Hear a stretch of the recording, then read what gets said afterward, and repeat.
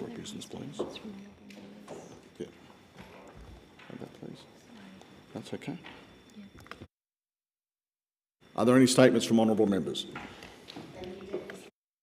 I want to draw the Parliament's attention to the plight of one of my constituents. Let's call him John. John is an 85-year-old pensioner who lives in North Sydney.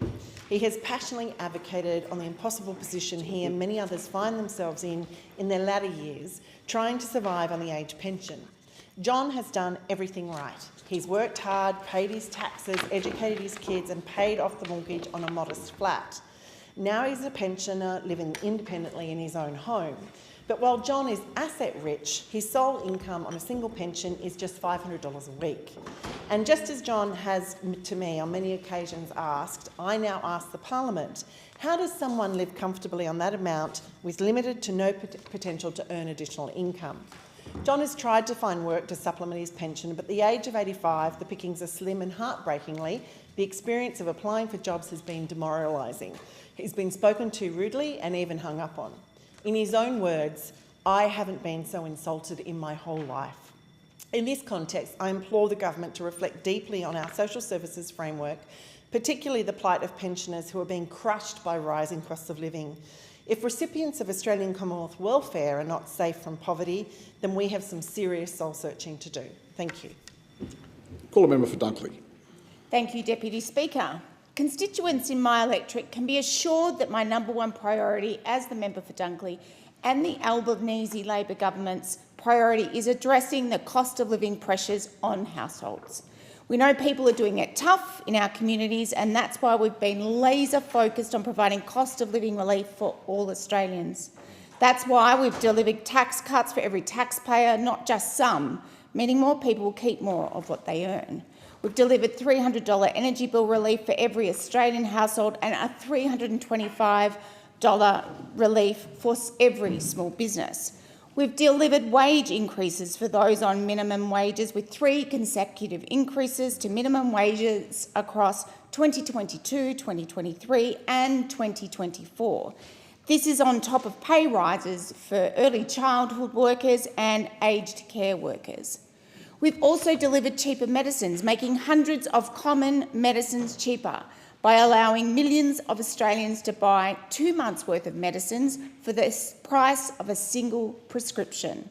However, the Liberals oppose all that we have put on the table and delivered. They are all about negativity and they have no plan. However, the Labor government is getting on with delivering for every Australian. Call a member for Indi. Thank you, Deputy Speaker. Throughout the year, organisations and community groups across Indi are working to support people in need. As we approach Christmas, these groups are working extra hard to bring some joy to those doing it tough over the festive season. I'm happy to support these efforts where I can, including the Upper Murray Family Care and Centre Against Violence gift appeal. Upper Murray Family Care provides foster care and support for families, and last year their appeal provided presents and school supplies to more than 384 children. UMFC is accepting donations of books, school supplies, presents such as toys, sporting goods and gift cards for those aged newborn to 18 years. Something like a movie ticket for a teenager can make such a difference. The rising cost of living means there are increasing numbers of people turning towards services like Food Share to be able to put food on the table. Albury-Wodonga Regional Food Share provides food relief and festive hampers to those struggling to make ends meet. You can help by donating money or non-perishable food, by nominating someone to receive a hamper, or by volunteering.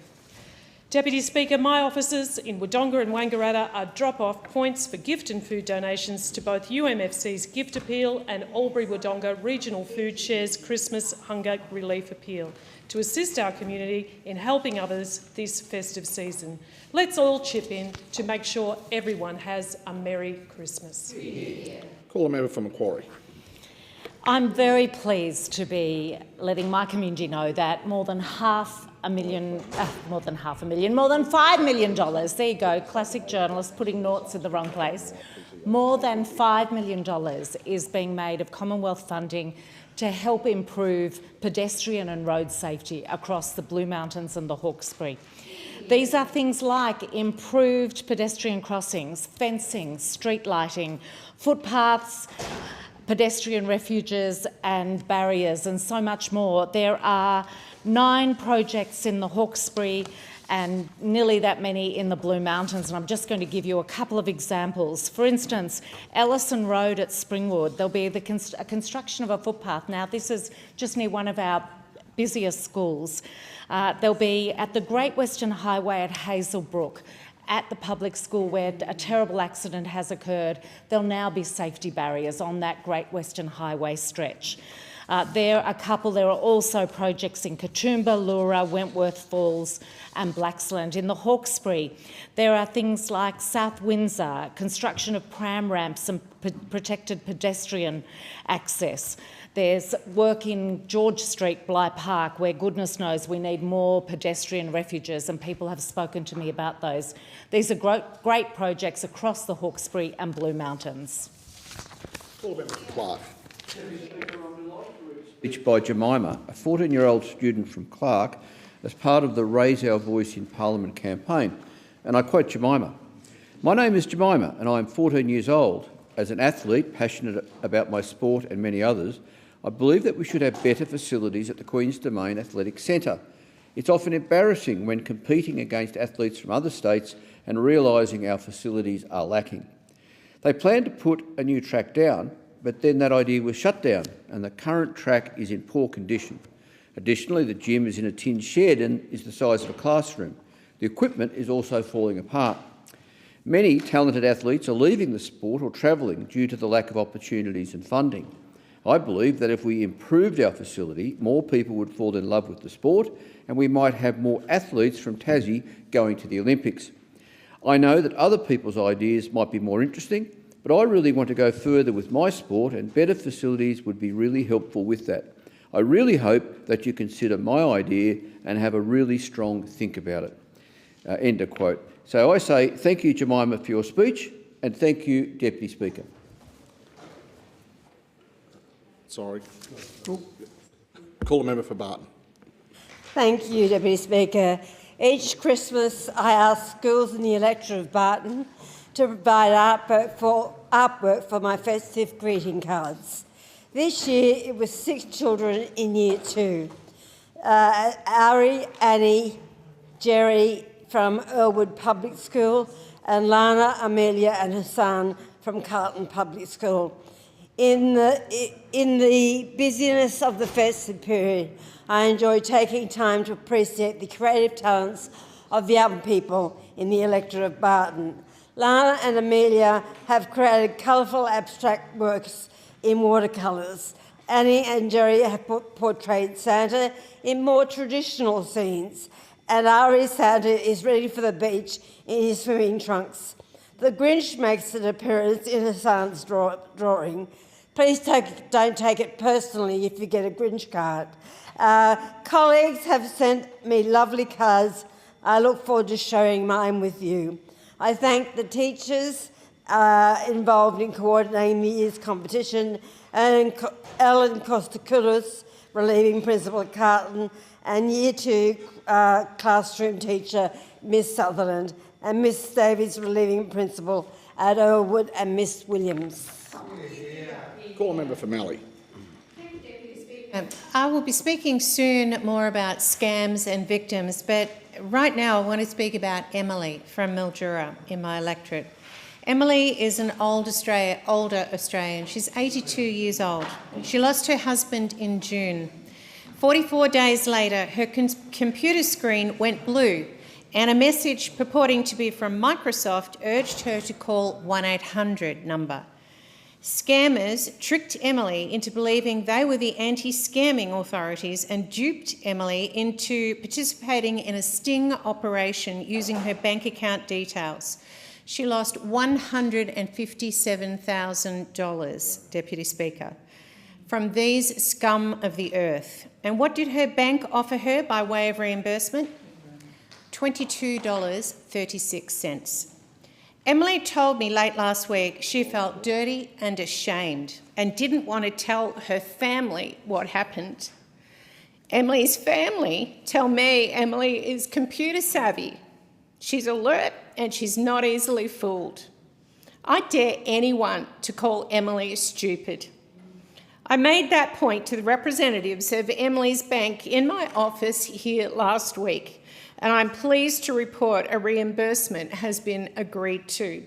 It should not take a federal member's involvement for action to occur. There is so much work to be done. Call a member for Solomon. Thank you, Deputy Speaker. Sport unites the world like nothing else, so let's go around the grounds. Cricket. Despite the most recent Test performance, one of the many things that unites India and Australia is that we share a mutual love of cricket, and that's good for relations. Rugby union. In 2019, Japan hosted the Parliamentary Rugby World Cup. We played against MPs from around the world, so when I greeted recently the Defence Minister, Nakatani, on the tarmac in Darwin, I showed him a picture of us in 2019, and we just packed down a scrum for old time's sake. And that's sports diplomacy in action, Deputy Speaker. Aussie rules, and this is another reason why I've been championing footy nines, nine-a-side Aussie rules for the Brisbane Olympics in 2032, is that it can be played at a grassroots level on a rectangular field, nine-a-side, and some form of Aussie rules is played in 50 countries around the world. That's huge, including in Timor-Leste, where I started the mighty Timor Crocs, co-founded, I should say, many years ago now. But Rugby League, Deputy Speaker, as you know well, the PNG, the Papua New Guineans have a real passion for rugby league, and our government is supporting PNG's pathway to having a team in the Australian competition, which again is going to be a great thing for people-to-people relationships. Thanks, Deputy Speaker. Call a member for Dawson. Deputy Speaker, magpies, and not the type that swoop at your head, but one of the oldest sporting clubs in Mackay, continue to be a powerhouse for local sporting athletes and provide a venue for the entire family. Known locally as Maggies, this year celebrated 40 years. They proudly support 9 affiliated sporting clubs and have donated $1.3 million to local individuals and charities. I had the pleasure to attend the Maggie of the Year in October, where everyone comes together to thank their staff and players. A special shout out to Paul, who started at the age of 24, taking on the responsibility of managing the multi-sport facility. 20 years later, Paul is still ensuring that every field is top-notch. He has weathered sweltering summers, floods, cyclones, and even a pandemic. Paul knows every litre of paint used, every tonne of top dressing, and every drop of water used. Just an outstanding local commitment. Maggies are quite achievers. They get things done in the background to ensure their members feel connected and make a positive difference in the lives of people in our community. They have big plans on the horizon with expansions that will transform the facility. I look forward to supporting Maggie's Sporting Club through their expansion and congratulate Jason, Paul, Ian, Ken, Emma, Becky and Mitch on their commitment to Maggie's, a home for many. Call a member for Hunter. Thank you, Deputy Speaker. This year, students in my electorate of the Hunter were part of the Raise Our Voice campaign. Today I want to read a speech from Jasmine. She said, "The next 10 years I envision a community that thrives on sustainability, where actions today ensure a better tomorrow for future generations. I want to see Lake Macquarie that is less reliant on plastic, with clean waterways free from microplastics and pollution. Our community should be a model of environmental stewardship, where sustainable practices are woven into the fabric of our daily lives. To achieve this, the next Parliament must prioritise legislation that reduces plastic usage and promotes alternatives. We need stronger incentives for business to adopt sustainable practices and funding for innovative solutions to tackle plastic pollution. Additionally, we should invest in education programs that raise awareness about the impact of microplastics and empower our citizens to make eco-friendly choices. By working together, government, business and citizens, we can create a community where our natural environment is cherished and protected. Let's build a future where Lake Macquarie's waterways are pristine, our reliance on plastic is minimal and sustainability is at the heart of what we do. This is the legacy of what we must strive for, a legacy of healthier, sustainable and more resilient community." Thank you, Jasmine. We're definitely listening to you and thank you for your good work. Cheers. Call the member for O'Connor. Thank you, Deputy Speaker. And as 2024 draws to a close, I give a shout out to the massive people power movement that has grown to prominence this year. Hashtag keep the sheep. Never in my 11 years as a regional MP have I seen rural and urban Australians rise up as a grassroots force fighting to save the live sheep export trade. This farmy army supports those who work hard every day to provide the food and fibre on which we all rely and deliver our international trading partners clean, green Aussie produce. Most Australians don't want to see this viable industry end, just to support a woke agenda hell-bent on destroying the livelihoods of farmers, transporters, feedlot operators, shearers, stock agents and exporters. Keep the Sheep has recruited over 105,000 supporters and amassed a war chest approaching $1 million. And just as Labor claimed their 2022 election win gave them a mandate to end this vital trade, Keep the Sheep are sending a clear message to put Labor last in 2025. Their dedicated volunteers have been door-knocking for months, targeting key Labor-held seats. But this campaign won't end in WA. No Labor seat is safe. Keep the Sheep have only just started to fight, and they're taking their battle to pre-poll and to the booths on polling day. The hard-working people of the bush are fighting back. Hashtag keep the sheep. Call member for Swan. Thank you, Deputy Speaker. Today I'm going to be a little bit indulgent because today is Dawn Hurst's 100th birthday. Dawn is my husband's nana, or my children's great-grandma, and boy is she a great woman, and she is my nana-in-law. And I feel really blessed to be a part of this family, and she is an incredible matriarch. She has 2 sons and 3 daughters, and Dawn might not use the term feminist, but she has been so supportive of her daughters' careers. One, a mathematician/accountant, another, an early childhood educator/nurse, the other, a primary school teacher. It's interesting because Dawn didn't actually get to finish her formal schooling. She only went to school until the age of 14. And the thing that's been really interesting is seeing the way that her values has disseminated throughout the multiple generations of her family. And I remember when I went interstate to South Australia to go meet my in-laws and was like, oh my gosh, I love this family. I feel like I belong here. And what it comes down to is this was a family of Labor values. And many of the things that Dawn had been able to do was because of Labor governments such as Gough Whitlam. I feel really blessed to be a part of this family, and also thank you to the member for Burt for your letter to Dawn, and also the member for Adelaide for the certificate for Dawn's 100th birthday. Thank you very much. Call a member for Menzies. Thank you, Deputy Speaker, and happy birthday, Dawn, and thank you for that precedent you've just set. Deputy Speaker, I'd like to give a shout out to the park runs in my electorate and one just on the boundary of my electorate. Park runs meet every Saturday morning and they're run by volunteers for the community. Running is a key part of my life and it's a key part of our family life. I run with my children every Tuesday and Friday, and sometimes they join me for the park runs on Saturday. And we say the hardest part of it is putting your shoes on.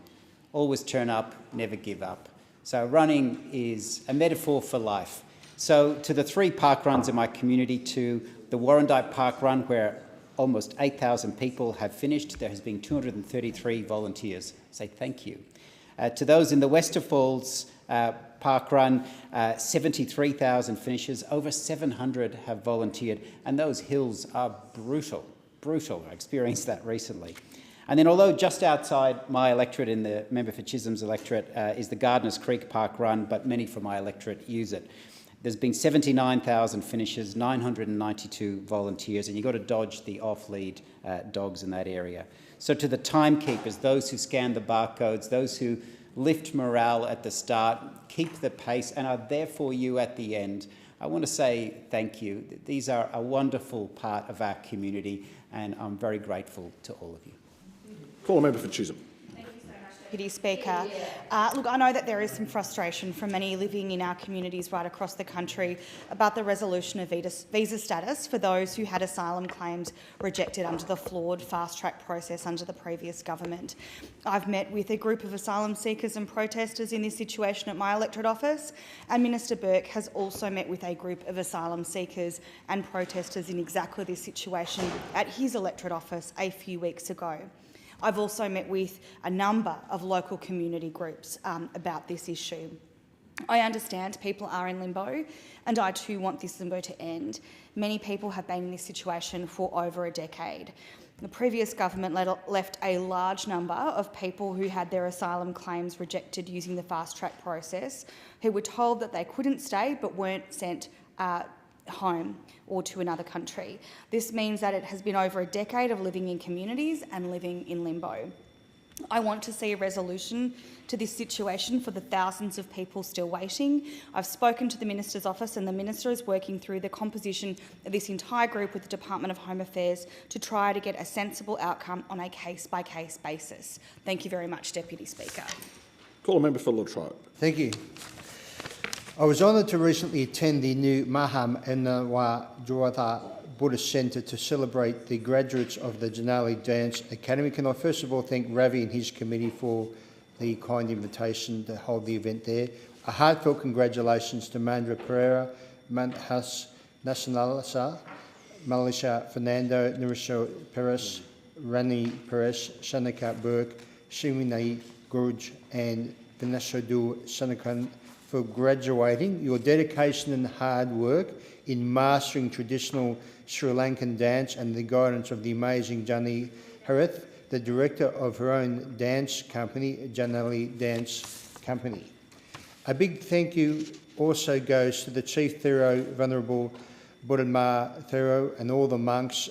Peter Cameron's also there that day, the caretaker of the Mount Evelyn Buddhist Monastery, and Professor Mandanisa Danakayaka from Sri Lanka, pioneer Sri Lanka traditional dance, who attend on this special occasion. The only person who actually been awarded in Sri Lanka becoming a professor of dance. The Triple Jam Buddha, Dhamma and the Sangha guides with peace, kindness and wisdom. With over 610,000 Buddhists in Australia, your contributions are inevitable to our community. Thank you so much. May the Triple Jam bless all of you. Namo Buddhaya. Thank you. Call a member for Gilmore. Deputy Speaker, cutting the bright green ribbon not only signalled the official opening of Kiama Headspace, it celebrated the resolve and resilience of a close-knit community that has had to bear way too much loss. It was a really special community celebration when the Assistant Minister for Mental Health and Suicide Prevention, Emma McBride, and I stood alongside the young people of Kiama who have helped shape this essential service. Tuesday, October 15, was a day for the community to come out and share a few laughs, consume way too many colourful donuts, and to be thankful to the Albanese government for providing young people with access to free mental health care and support. I'm so thrilled to see this service up and running. I have been fighting on behalf of the community to establish Headspace in Kiama, which also supports our young people living in Gerringong, Jamberoo and surrounding villages. Youth in the region have previously had to travel to Nowra or Wollongong to access Headspace services, so a dedicated Headspace in Kiama is helping alleviate these barriers. Headspace Kiama supports local schools, youth and mental health services that have wrapped their arms around young people and the community following the tragic loss of young lives to suicide. There has been no greater need for this facility than in Kiama, which is why I fought so hard for it. Call a member for Bass. Thank you, Deputy Speaker. Well, a couple of weeks ago I had the great pleasure of attending the 119th Scottsdale Show. The show is an iconic event in the North East Tasmanian social calendar, and like many country shows, it's an important occasion for social connection. This year's show was no exception, with fine weather drawing families from across the region to share in all the fun of a traditional country show, with an outstanding offering of livestock, equestrian, handcrafts, gardening and baking, as well as shearing and working dog displays, animal nursery and machinery. I had the great pleasure of participating in the judging panel for the State Rural Ambassador Program. Congratulations to this year's winner, Dylan Bellchambers, and to runner-up Alice Hall, both extremely high-quality candidates. I also enjoyed once again judging the Miss and Master Show competitions across several age categories, which is always lots of fun. Well done to everyone who participated. The show takes an enormous amount of volunteer hours through the year in planning and preparation, as well as the hard work during the 2 years of the show. And it was a credit to President Alice Hall, Secretary Emma Larkin and the committee that all volunteers who were very tired by Saturday afternoon were all still smiling and cheerful. Congratulations to everyone involved on another successful show. I look forward to the 120th birthday celebrations in 2025. Call the member for Corangamite. Thank you, Deputy Speaker. Today marks the International Day for the Elimination of Violence Against Women and the start of the 16 days of activism against gender-based violence. It's a powerful reminder of the crisis facing countless women and families, a crisis that demands reflection and action. Deputy Speaker, for some, this fight is deeply personal, but for all of us, we must tackle family violence. It is a scourge on our society and it must end. And that's why the Albanese government has made record investments to tackle family, domestic and sexual violence, making the safety of women and children a national priority. We're delivering almost $4.4 billion in new funding to address gender-based violence, investing in frontline legal services and housing initiatives to prevent violence. This is on top of our $4 billion in funding to support the national plan to end violence against women and children. But it's not just about dollars, Deputy Speaker. It's also about legislative reform, like 10 days paid family and domestic violence leave, so that women don't have to choose between their job and their safety, or improving family law, so it's safer and fairer and less adversarial for women giving evidence. Of course, there is always more to do, and every day we must stand together to build an Australia where all women and girls are safe and free from violence. Thank you. Call the member for Durack. If you are a Durack farmer, well, you are very busy at the moment, or anyone who lives in the very large electorate of Durack, and you're encountering communication issues since the 3G shutdown, I want to hear from you about what your experience is, because your stories matter and your voice is crucial. Right now, farmers across Durack are right in the thick of harvest. It's the busiest and the most demanding time of the year. It's a time when every call, every text and every connection counts, whether it's coordinating harvesters or trucks, accessing real-time weather updates or ensuring that emergency response is only just a call away. Connectivity isn't just optional, you know that it is critical. Now, we know for many that the arrival of 4G and 5G has been welcomed, and indeed the changes have made lots of improvements to people's data and streamlining capabilities. But this is not the case for many out in the bush. In fact, I'm told by the CBH group that this harvest, connectivity, telecommunications connectivity, has been the biggest issue that they have been experiencing. So to those farmers and community members out there, to be able to help you, I need you to help me. Please share your experiences with me. Tell me how the end of 3G has affected you, your farm, your family and your community. I call the member for Bendigo.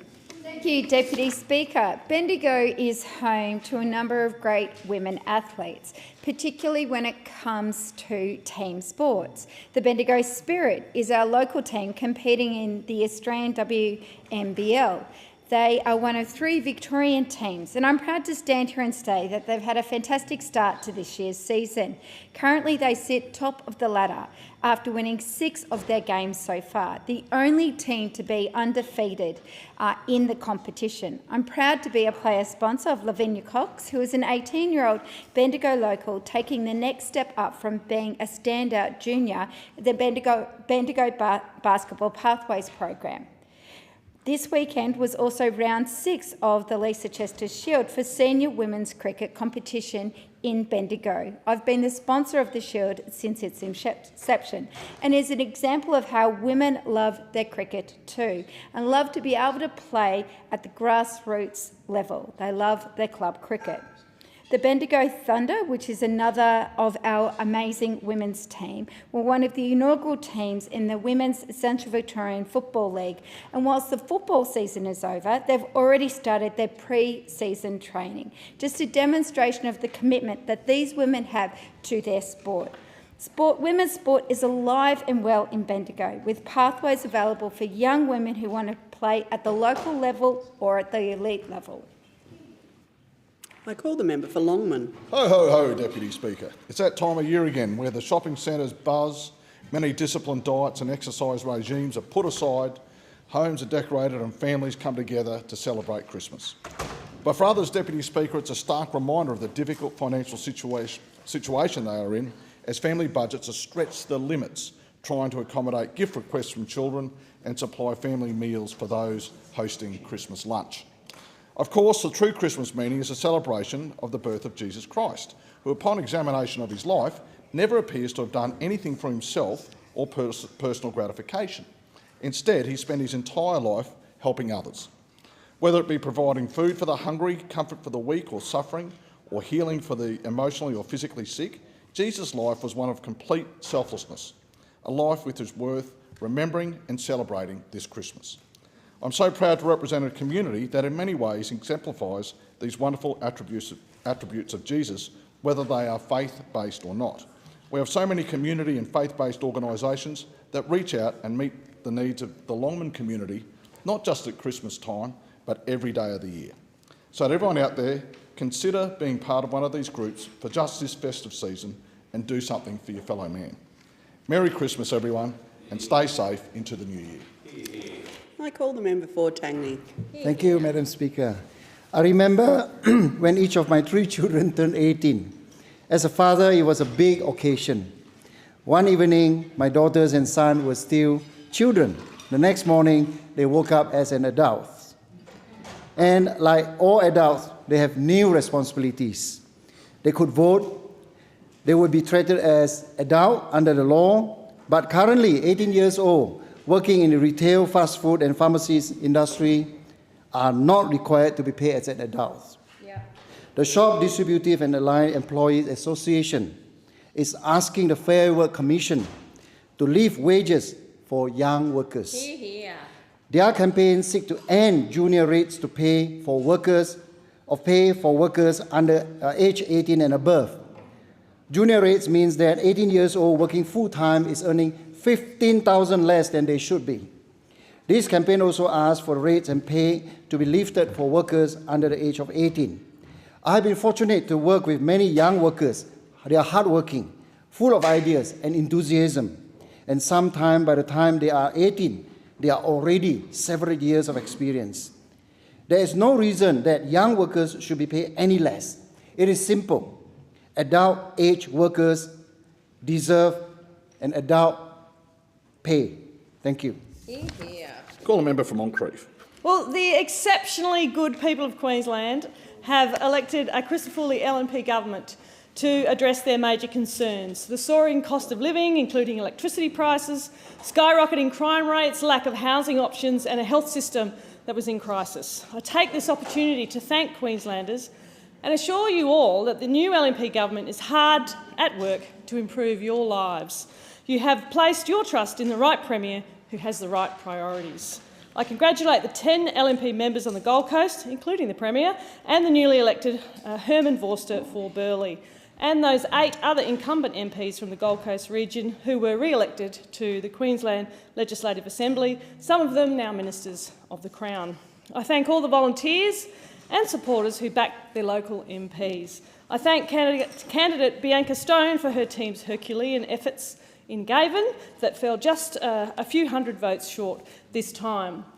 But I wish to call out the very bad behaviour of the sitting Labor member in the electorate of Mansfield in Brisbane, where we saw her and the Transport Workers Union verbally abuse, bully, intimidate and conduct a defamatory campaign against the LNP candidate through social media and letterboxing. A widely respected leader of the Gopio community, Pinky Singh, OAM for her dedication to her community, was a target of Labor's vile attacks. And this type of behaviour is unacceptable, and I'm calling it out for what it is, a disgraceful reflection on a desperate Labor Party. I call a member for Holt. Deputy Speaker, the Cranbourne Pony Club in Holt is a haven for young riders passionate about equestrian sports. During one of my visits, especially on their Sunday rallies, I saw firsthand the incredible work they do in fostering a love for horses and the outdoors. The club's monthly rallies, competitions and hands-on learning opportunities help young riders develop skills and friendships that will last a lifetime. For many, the club also serves as a pathway to careers in equine industry. Equestrian sports are at the heart of Cranbourne's identity. With the Cranbourne Racecourse, one of the largest training facilities in the Southern Hemisphere, nearby, the region is a proud hub for the horse racing industry across Victoria. The Cranbourne Pony Club is a wonderful example of the benefits of equestrian sports, including resilience, teamwork, and a strong sense of community. My heartfelt thanks goes to John Dillon, the dedicated volunteers and the coaches who tirelessly nurture young riders and teach them invaluable life skills. Thank you for supporting the next generation of equestrians. Call a member for Nichols. Thank you, Deputy Speaker. Today, along with my co-chair, the member for Adelaide, the Parliamentary Friends of Albania will be officially launched. And it may surprise people that migration from Albania started in 1885, the first major phase in the 1920s. And in Shepparton, they had up to 500 Albanian migrants by the late 1930s, attracted by the employment opportunities in the orchards of the region. They worked hard and were successful. So much so that newspapers a world away in Sydney published articles suggesting a quarter of Shepparton's inhabitants were aliens and that the town was becoming a second Albania. But on the ground was a story of cohesion. Albanian performers joined concerts and the CWA welcomed Albanian women. And following World War II, many sought citizenship, and with the onset of communist rule, a second wave left Albania for Australia. In the 1950s, Shepparton Albanians established their own Albanian Muslim society and began fundraising. And in 1960, an Albanian mosque opened in Shepparton, and it is a welcoming place for all of us in the community. The communities continued to thrive and add to the prosperity of the region. People like cafe owner Karen Rezel, orchardist and transport owner the late Sam Sali, businessman Reg Quemmel, Mayor Shane Sali and property developer Safet Katroli. People from Albanian descent are making huge contributions to our nation, and tonight we celebrate them and our growing friendship with this burgeoning European country. Thank you. Call a member for Hasluck. Hasluck has lost a local leader who's given so much to others. Bevan O'Donnell, or known as Uncle Bevan to so many, was well loved and a well-respected member of the Midland community. Growing up in Midland with his 10 siblings, at the age of 7, Bevan took up boxing and fought for the Midland Police Citizens Youth Club. He went on to represent Australia as an amateur boxer in 1978. In 1987, Bevan with his brothers founded the Wally Bates Memorial Boxing Club in honour of their coach. Their goal was to continue Wally's legacy, passing on the values of discipline, self-confidence, self-esteem and community service. And to this day, the club continues its community focus, charging only $2 per night. Wally's headstone reads a simple phrase, a sportsman, a gentleman. Uncle Bevan not only continued this legacy but expanded upon it, not just through the club but in his role with the Western Australian Police Force as an Aboriginal Police Liaison Officer and Senior Constable. This year, Uncle Bevan was awarded the Australian Police Medal, recognising his service to the community. When I met Uncle Bevan, I was quickly taken by his friendly demeanour and his distinctive laugh. With a disarming charm, Uncle Bevan treats all with kindness and respect. I give condolence to Uncle Bevan's family in this difficult time. He will be mourned by the community, and the void he leaves is not easily filled. Bevan O'Donnell, a life of service to others. Call a member for Flint. Thank you, Deputy Speaker. As this is the last parliamentary sitting week of the year, I would like to wish everybody in the Flynn electorate a very Merry Christmas. And with this special day fast approaching, I wanted to quickly speak about some of the fantastic events that are on over the next couple of weeks in the region in central Queensland. There's the Billawheeler Christmas Festival, Blackwater QCWA Twilight Christmas Markets and the Mount Largam District Progress Association Christmas Fair, which is on Saturday, and I'm sure this will be enjoyed by each of those communities. Make sure to say good day to the Flynn team if you see us out and about at one of these events. And there's also the Gayndah Christmas Markets on December 4 until December 8, the Gladstone Mayor's Carols on December 6, and the Morgue Park Beach Christmas Seaside event on December 15. And this is only a few of the many events that are on in central Queensland. There are many organisations across central Queensland that spread a little Christmas cheer over the holiday period by coordinating activities and appeals to help people who might be in need, and I thank these organisations for their valuable work that they can do. In conclusion, Deputy Speaker, it has been a privilege to serve and represent Flynn in Federal Parliament in 2024. My team and I look forward to serving the Flynn electorate into the new year and continue our commitment to take Flynn forward. Call a member for Newcastle.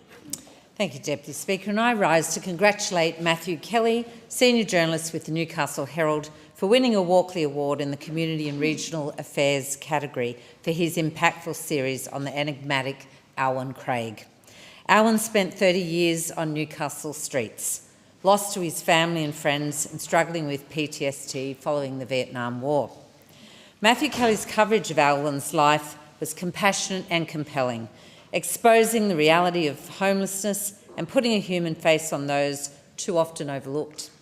Remarkably, the Kelly series led to Alwyn Craig being reunited with his family after 3 decades of heartache. Matthew Kelly's work exemplifies journalism at its best. In an age where local stories are often overlooked, he consistently highlights the voices of regional communities like mine. I was delighted to recently host an afternoon tea with Alwyn Craig, his brother Ronald, his sister-in-law June, Hayley Capford from Veteran Services RSL Life Care and John Cross from City Sleep Safe. I had the privilege to present Alwyn with 2 certificates of appreciation as part of the Australian Government saluting their service program, belatedly recognising his military service in Vietnam and Singapore. This Walkley Award celebrates Matthew's exceptional journalism. It serves as a reminder of the vital role regional journalism plays in our communities and Australia's democracy, ensuring that every voice is heard. Congratulations, Matthew Kelly. Your Walkley Award is very well deserved. Call a member for Monash. The misinformation bill is dead, thanks to the collective tireless efforts of Australians and a few of their representatives in this parliament. From the moment it first appeared in 2023, I slammed this bill, writing to the Leader of the Opposition to express my strongest objections. The legislation was and always has been an offence to democracy. What made the government think they could be the purveyors of their truth? Just look at the COVID track record. We were told 15 days to slow the spread. Instead, we had 2 years of border closures and harsh lockdowns. We were told masks weren't effective. Then they were. Then you only had to wear them standing up but not sitting down.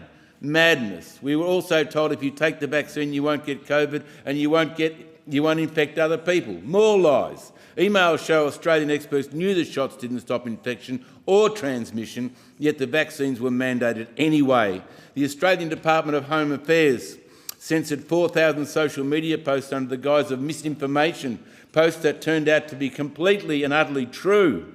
Australia's COVID inquiry showed trust in government institutions has been decimated. Why? Because the government was the largest purveyor of misinformation over the past 4 years and the people knew it.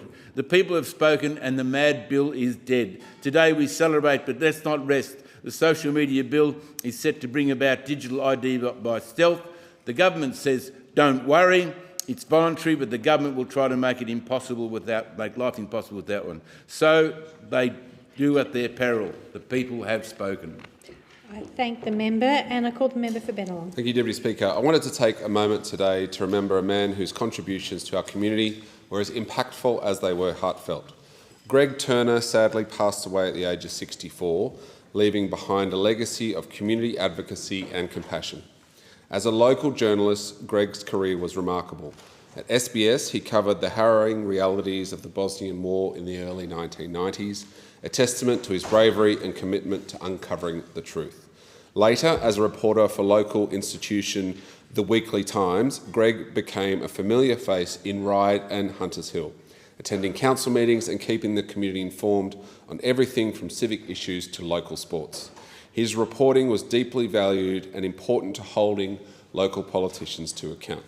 But Greg's passions extended far from beyond the newsroom. He was a devoted animal lover and he championed the work of the World League for the Protection of Animals, promoting their no-kill shelter in Gladesville. His love for felines inspired the much-loved Cat of the Week feature in the Weekly Times, which helped rehome over 200 cats locally. It's impossible to overstate the joy and connection Greg brought to our community both through his stories and his kindness. Whether reporting on council amalgamations or supporting local community initiatives, Greg worked tirelessly for the betterment of others and the noble cause of keeping people informed. Rest in peace, Greg Turner. I thank the member. In accordance with Standing Order 43, the time for member statements has concluded. I call the clerk. Private members' business, notice number 5 for a motion in relation to small businesses. And I call the member for Ford. Thank you, Madam Deputy Speaker, and I move the motion relating to small business in the terms in which it appears on the notice paper. Madam Deputy Speaker, we all know that small business is the cornerstone of many of our communities. They are out there every day employing locals, seeking to create wealth, not just for themselves as the owners of those businesses, but to create opportunity, employment and wealth for their employees and for the nation as a whole. But it's not just about the people they employ, it's also about what they give back to the community. Many of our small businesses are intimately involved in our local community groups, sporting organisations and other community activities. They're out there each and every day, and you see them at presentation nights when they're thanked for supporting the local charity to do the work that they might do with supporting the homeless, for example, or you'll see their signs or their advertising on the jerseys of your local sporting club through the sponsorships they pay to help the sporting clubs get through the season and cover their costs of operation. But as we've seen often over the past nearly 3 years, Madam Deputy Speaker, small business to this government and the importance of small business seems to be an anathema. And what we already knew after 3 years was confirmed in Labor's recent economic statement, that they've made bad decisions and have wrong priorities, and one area that is suffering enormously as a result is small business. We hear often about the cost of living crisis and the impact it is having on households. But what we don't hear so much is this cost of living crisis and its impact on small businesses. The increase in costs of rent, electricity, staff, costs of food and services in the hospitality sector. And we've seen over the course of the last 2.5 years, the average rent cost for small businesses increased by some 16.5%, electricity by 30%, gas by nearly 34%, and in addition we've seen personal income tax collections grow by 25%, and food and input costs for many of the small hospitality businesses and cafe owners I talk to have increased significantly. Now this is evidenced, Madam Deputy Speaker, by the level of business insolvency. They are the canary in the coal mine for the consequences and actions of this government. Business insolvencies are at a record high, and Labor and this has been overseen by a Labor government, including the highest number of business insolvencies on record in a single month. 1,364 Australian businesses going under in October 2024, and under the current Labor government there have been more than or nearly 25,000 Australian businesses who have gone insolvent in their 2 and a bit years in government. In addition, Australia now has 85,000 fewer apprentices and trainees, and in the construction industry there has been a 22% decrease in in apprentices. Businesses have also been hit with additional red tape, with 82% of small business indicating that it is having a major to moderate impact on their operations. Part of the reason for this is a major increase in insurance costs for small business, and the recent manufacturing roundtable I held, insurance costs were one of the main issues that were raised with me by those businesses, with 92% of small businesses experiencing significantly increased insurance costs compared to 12 months ago. And the Australian Small Business and Family Enterprise Ombudsman has reported that many can't afford the prohibitive premiums, which in some cases have risen 200 or 300%. With these additional costs of living or cost of doing business imposts and the additional administrative burden affecting small business, it's not hard to see why fewer people are opting out of starting their own small business, which means we have a generational gap. When our average small business owner is in their mid-50s and they're looking to retire, we have nobody to replace them. This government should hang its head in shame with the way it's treated small business. Is the motion seconded? The motion, I reserve my right to speak. I thank the member for Longman. The question is that the motion be agreed to, and I call the member for McEwen. Thank you, Deputy Speaker. I rise to speak on the private member's bill on small business. On this side, we recognise that Australia's small businesses are doing it tough. When we came to office, inflation was racing at an upward pace. Interest rates were also screaming upwards. With Australians feeling the effects of the cost of living crisis and high global inflation rates, small businesses that every day Australians pour their heart and soul into these enterprises, and therefore they felt the full brunt of the economic conditions that we inherited. That's why we've put in place a range of support and funding to help our mum and dad local businesses.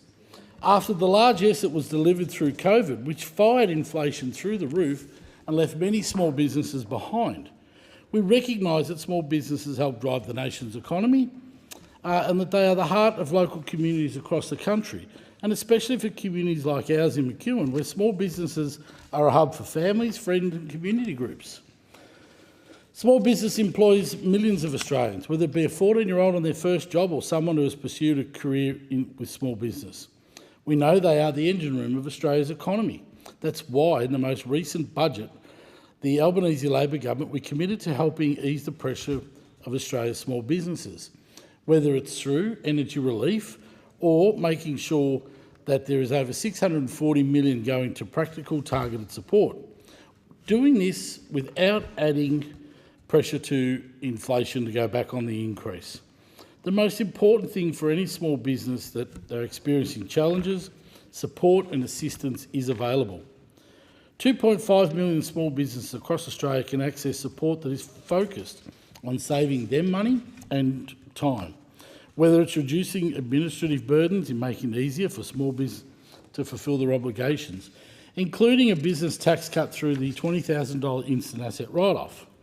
Now, the opposition made it seem like we were moving heaven and earth. We're glad they eventually agreed to reintroduce this simple and easy cost of living relief for small businesses after they slashed it in 2013.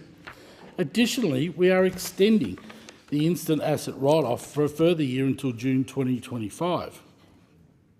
This will provide small businesses the confidence and the ability to invest. Over the 2 years, it is estimated this measure will provide $850 million in support. $580 million in support. The Albanese Labor government is also abolishing 457 tariffs in the largest unilateral reform in 2 decades. Now, the topic of tariff has been prevalent in the cultural zeitgeist recently. I'm sure people can understand the importance of removing nuisance tariffs, because the removal of these tariffs will cut more compliance costs for small businesses, creating better economic opportunities for Australians and making importation costs for materials cheaper.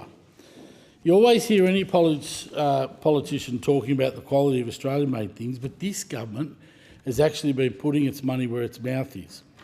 We know Australian produces some of the best quality goods and services in the world, and that's why we are backing them. Since coming to government, we have updated the Commonwealth procurement rules, changes that mean small Australian businesses are getting a bigger slice of the $75 billion in contracts that we spend every year. We have set ambitious targets to make sure that 40% of contracts that are up to $20 million in value go to small businesses, and the target of 25% of contracts that are worth up to $1 billion in value, because only an Australian Labor government will back Australian small businesses and give them the opportunities that they deserve. Unfair contract terms are now illegal thanks to our actions, so small businesses can negotiate fairer agreements with their larger partners. The Buy Australian plan is opening the door to more government work for more small and medium businesses by simplifying procurement procedures. Small businesses can continue to count on the Albanese Labor government to back them every step of the way. Since coming to government, we've provided 2 energy bill relief measures, and we're continuing to build on the $650 rebate that was provided in the last financial year.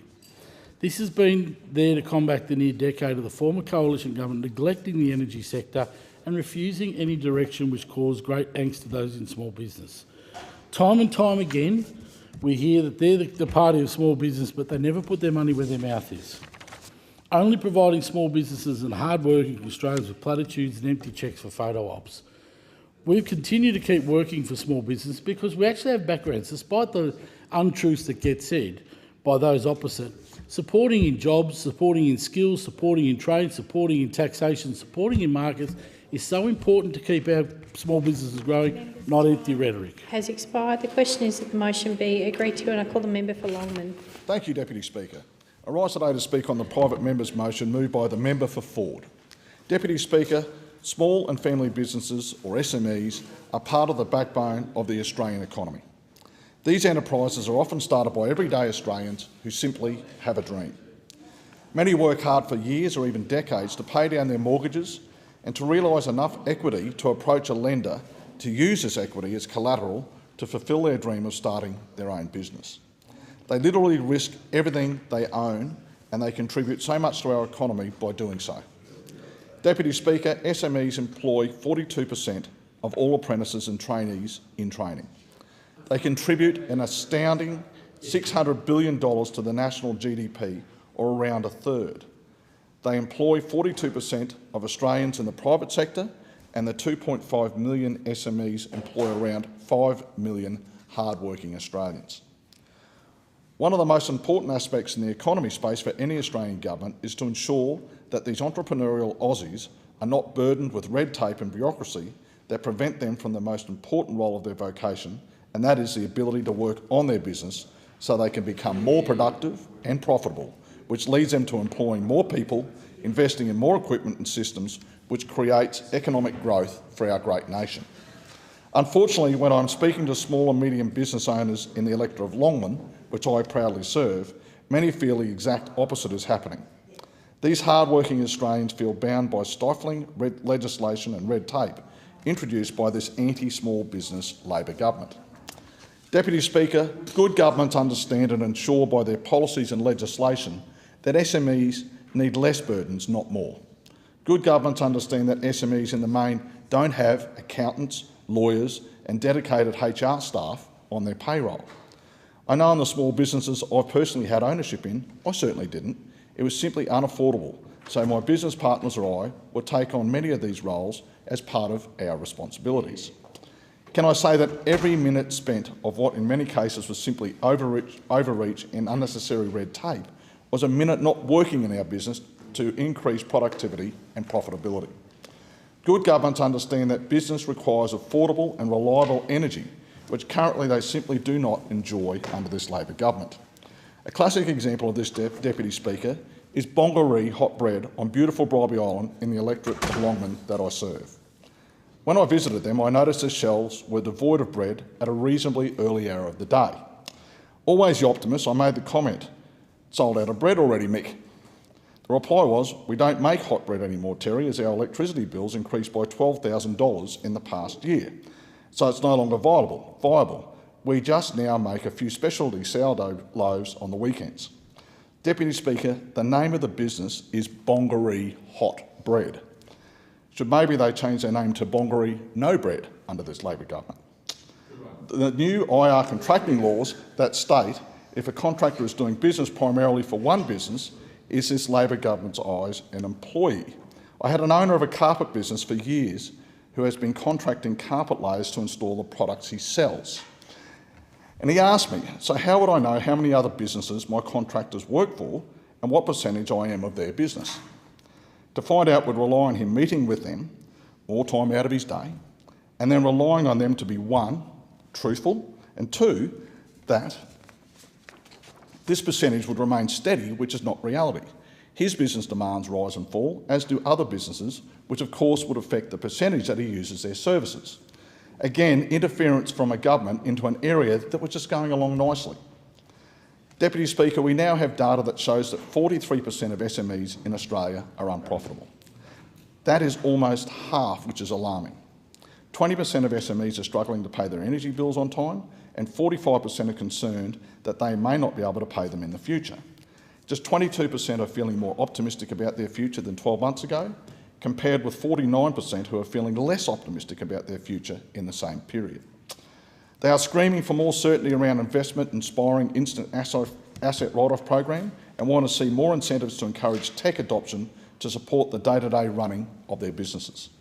Deputy Speaker, small and medium businesses feel abandoned and neglected by this Labor government, and sadly 45% have considered leaving or closing their business in the past 12 months, which unsurprisingly is very close to the 43% figure that are unprofitable. Why would you risk everything to make a loss? At the next elections, Australians need to vote for the Coalition, the party that supports small business and will get us back on track. Members, thank the member. The question is that the motion be agreed to, and I call the member for McNamara. Thank you very much, Acting Speaker. And McNamara is home to some outstanding small businesses. In fact, some of the best small businesses in our country live in my electorate. Whether you've got markets, high streets, community-run cafes, we have on one end of the electorate we have the Caulfield Village shopping precinct. You've got Elstonwick on Glen Huntly Road, Carlisle Street in East St Kilda, Ackland Street, Fitzroy Street in St Kilda. Middle Park has a wonderful little shops. In Albert Park, Victoria Street and along other streets, there's a brilliant high streets with great boutique shopping as well as cafes. In Port Melbourne, you have Bay Street, of course, the iconic Bay Street, and up and down South Bank and South Melbourne, Clarendon Street. In so many pockets around South Bank, there are small businesses where you can have literally everything that you could possibly want. And of course, we are bringing back into McNamara Chapel Street in Windsor, which I know that I personally am very happy about having Windsor coming back into McNamara after we briefly gave Windsor to the excellent member for Higgins for some short-term care and representation. We're bringing them back, to McNamara, and I'm very pleased about it. Mainly also because not only is the community of Windsor so wonderful and so multicultural and so vibrant, but also so many of the small businesses in Windsor are outstanding, and they've got so many great options for you to go and enjoy your free time with. And the thing about these small businesses and about these little villages in McNamara is that when you ask people about what it is great to live in what are the great things to live in our area and to live in our community, people don't just mention the schools and all of the different recreational facilities that we have around there. They mention the people behind the small businesses. They mention the people who make up our community, businesses that have been there for generations, for decades. They mention the fact that each of these small businesses are a part of what makes our community so wonderful. And it is really hard. Especially as a retailer right now, the economics of being a small business is really hard. If you're on a high street in Melbourne right now, it can cost you somewhere between $70,000 and $100,000 for a 70 square metre or 100 square metre retail outlet. When you add staff on top of that, you're talking about hundreds of thousands of dollars of outlay before you even have any incoming.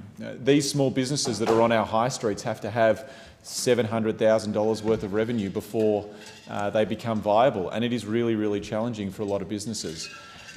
And so the retail market is really stretched, and the retail sector is really stretched, but what keeps them going is our community, and they keep our community going, and they are really valuable, and we need to support them in every way we can. There is another model as well that's happening in our local community in South Melbourne, which is the South Melbourne Market.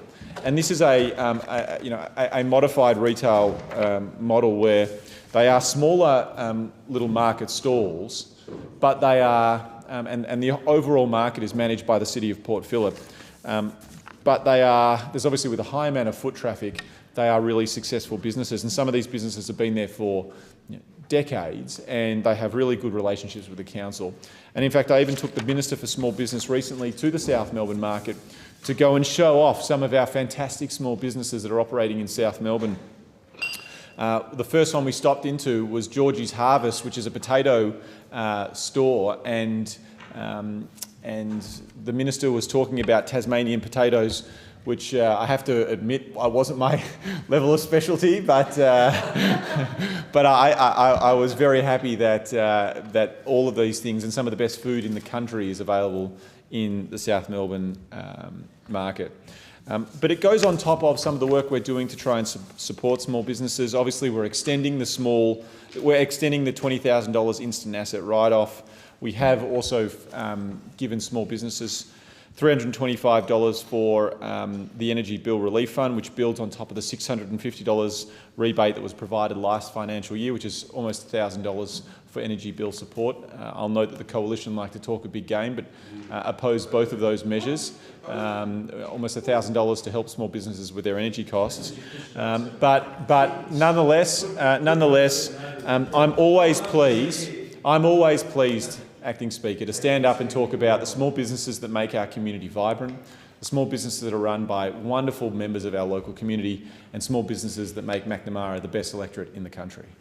I thank the member. The question is that the motion be agreed to, and I call the member for Casey. Thank you, Deputy Speaker. Well, it is always a privilege to be able to rise and talk about small business. Like many in Parliament, small businesses are the heart of the community. But in a community like mine, with regional and rural parts of our community, it's even more important. I was lucky enough to spend 15 years in business working with small businesses prior to my time in politics. And one of the most important parts about why we need strong small businesses and family businesses in our community is because a strong family and small business means a strong community.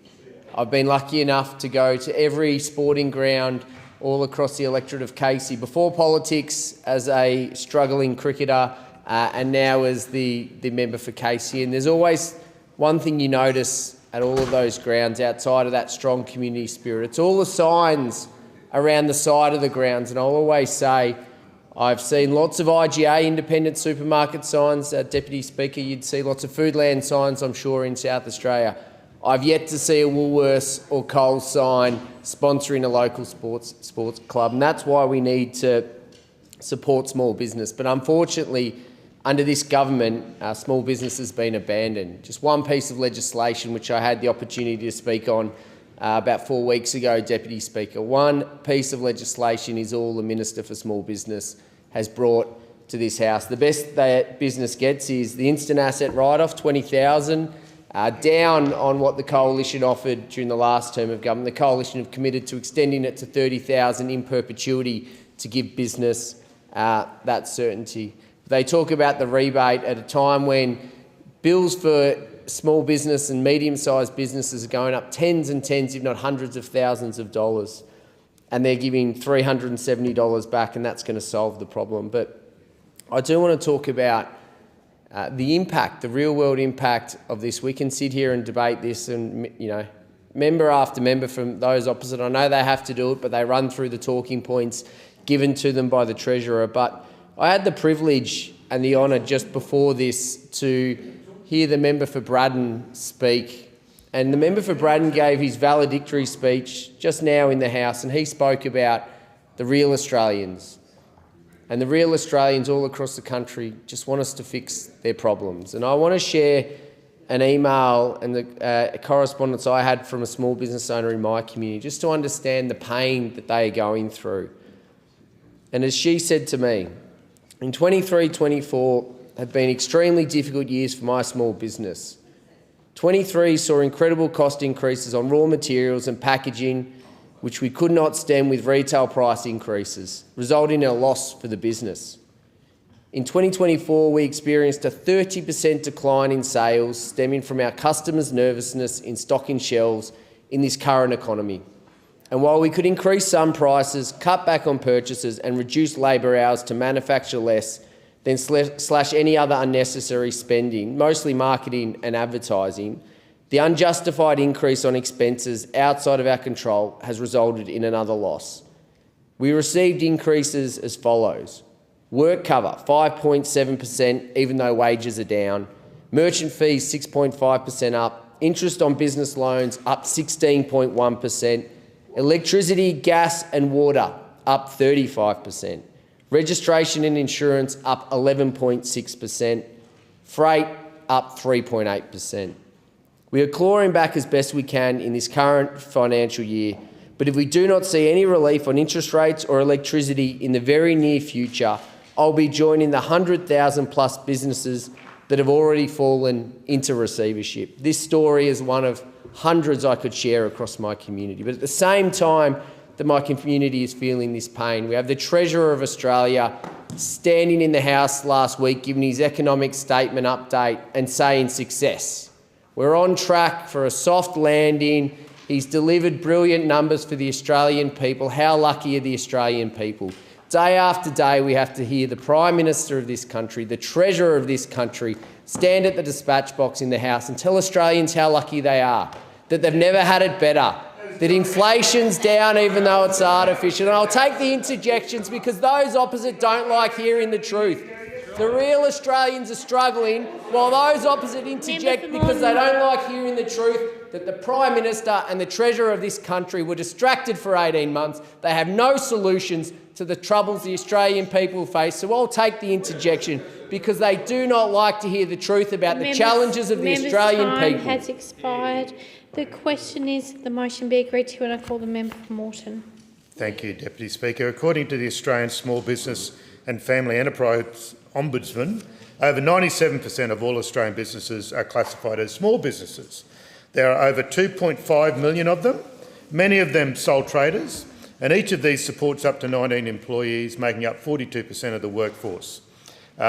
These were the people I looked after when I was a lawyer, and I've always respected their courage and their have-a-go attitude and representing them as an MP. These are the people who make our morning coffee. They submit our tax returns. They bake our bread. They give legal advice. They even groom our dogs. And a special call out to those on the weekend that looked after Dash and Henry, my dogs. So the variety of things they do is endless. One thing they all have in common is that they are the lifeblood of our communities. They provide local jobs and they support local schools and community groups. We all benefit from their hard work, as does the Australian economy. Small businesses contributed nearly $590 billion of value in 22-23, about 33% of our GDP. And small businesses do better when Australians have more dollars in their pockets. That's why we gave them all a pay cut to spend in their local small businesses. Sadly, the Coalition opposed that. Unbelievably. A slap in the face for small businesses. Deputy Speaker, there's no denying that small businesses have been doing it tough during this cost of living crisis that kicked off by the Coalition. That's why the Albanese Labor government is providing supports because we know the importance of small business. This year's budget included a range of measures valued at $640 million and targeted at easing the pressures on small business. We extended the $20,000 instant asset write-off for small businesses by 12 months. Also, small businesses with an annual turnover of less than $10 million can deduct eligible assets until the 30th of June 25. This direct and targeted measure provides cash flow support and simplification benefits and eases financial pressures. It's equivalent to an estimated $290 million of support each year for 2 years. We gave pay rises and tax cuts because we know that cash flow is crucial to the success of small businesses. We've improved payment times, directing over $33 million towards reforms that assist this, including identifying big businesses that do not pay small businesses within the agreed terms, as well as enhanced powers for the regulator. And we'll all be transparent with a dashboard that makes payment times data accessible. More support in the form of energy bill relief. This means $325 off energy bills for 1 million eligible small businesses and comes on top of the $650 rebate that was provided last financial year. We're also supporting small businesses to strengthen their defences against cybercrime. Amazingly, 43% of cybercrime targets are small businesses, often resulting in financial loss and mental and physical stress on these small number of owners and staff. The Australian Signals Directorate reported that the average cost of a cybercrime incident involving a small business was $46,000. No surprise that these owners describe cyber attacks and scams as one of the biggest challenges they face. That's why I'm glad we've actually started to see a decrease in this, and thanks to the cyber wardens. This is the free online cybersecurity training program to help protect small businesses from the threat of attacks. And also the Small Business Cyber Resilience Service, recently launched by the Minister for Small Business. We've also made some big changes to the Commonwealth procurement rules to make it possible for small businesses to benefit from the $75 billion in contracts that are spent every year. Deputy Speaker, these measures all sit within that bigger picture of supports being driven by the Minister for Small Business. Holding regular meetings of small business ministers, ensuring that all levels of government are collaborating on the new National Small Business Strategy. A federation can be a curse, especially for small businesses that want to go big. There is further support for small business owners with our $26 million program for free mental health and financial counselling support. And small businesses will also benefit from another Albanese Labor government initiative that are helping Australians with the cost of living crisis and positioning us for the future. These include reforms that bolster employment opportunities, such as free TAFE, cheaper childcare and expanded paid parental leave, because one of the number one concerns my businesses, and admittedly they're not all small, but the manufacturing and the like, they need trained staff. They need warm bodies at the moment. They'll take anyone off the street almost. The Labor government values the economic and social contribution of the small business sector and will always back these hard-working business owners every step of the way, and I still admire their ticker and courage for having a go. I thank the member. The question is that the motion be agreed to, and I call the member for Cowper. Well, thank you very much, Deputy Speaker. Well, I've sat and listened to many of the speakers on this side and on the other side of the floor talking about how important businesses are and they're the backbone of our communities. But the truth is, in regional and rural areas, they are. They put the food on the table for our mums and dads. They put the money through the economy. If not for them, we would not have our smaller regional and rural communities. And I've heard people talk about real people. Well, can I give you some real examples of how tough it is out there for people in regional and rural Australia? Firstly, the Wicked Elf. The Wicked Elf was a brewery in Port Macquarie. It had been there for about 12 years. They closed this year because their electricity bill was higher than their rent. And they had a warehouse. They had a place 10 times the size of this room here. And they had invested tens of millions of dollars into that business over the dozen years that they operated. But because of this government's policies, they saw their power prices increase by over 150%, and they had to close down. So they sacked people. They lost jobs. And part of Port Macquarie lost a community that had been established there for many years. Then you have the Dorrigo Hotel. The owner there got in contact with me and said, "Pat, I just got my forecast for contract for the next year. It has gone up $25,000. Now, Dorrigo, if you don't know it, it's a small country town. You have tourists coming in and out. It's a small pub. That's somebody's wage in Dorrigo. It's a lower socio-economic area. So where are they going to find the money to pay for that additional $25,000? They're either going to have to put somebody off and the boss will have to get on the taps, or they'll have to put the prices up, which then affects the community of Dorrigo and surrounds, and people are doing it tough. The farmers around there are doing it tough because their electricity prices have gone through the roof. The cost of living has gone through the roof. Gas prices up over 30%. And this is all because of this government's policies. And we have Labor members over there speaking out both sides of their mouths, saying how much they support local businesses, but yet are silent on these cost increases. Not one member has talked about the Prime Minister's promise to reduce bills by 275%. Oh, no, we've reduced it by $300 after the subsidy because the prices have gone up on average $1,000. It's smoke and mirrors. If Labor indeed supported small businesses, They wouldn't have tied small businesses up in knots, and an example is by legislating to have a union member be able to come into your business on a suspicion you may not be paying your workers correctly. A suspicion. At least in my 12 years in the police force, it was a reasonable suspicion. You had to hold a reasonable suspicion to go and get a warrant, and then you had to go in front of a judge and plead your case. I want to enter this person's personal home or this person's business. I have to have reasonable grounds, and a judge has to agree with those reasonable grounds. Nah, I'm a union member. I have a suspicion, so I'm coming in. I don't need anyone else's permission. I'm coming in to hammer you. And these small mums and dads, small businesses, they don't have the ability to go and get lawyers or people to sit with the union member for days at a time.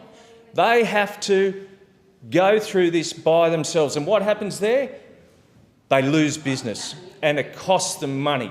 And I take the interjection from across the road, across the aisle, because they don't understand. They don't understand business.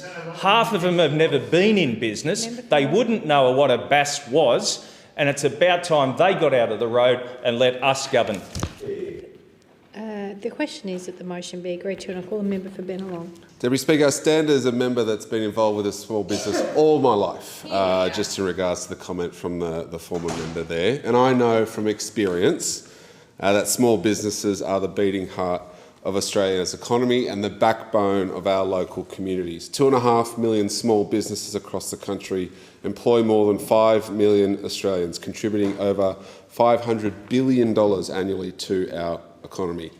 And in Bennelong, just like across the country, small businesses bring people to our town centres and are a real part of our community. They create jobs for local families, they sponsor our community sports clubs, and they help make our high streets thriving, diverse, and places we all want to go see and visit.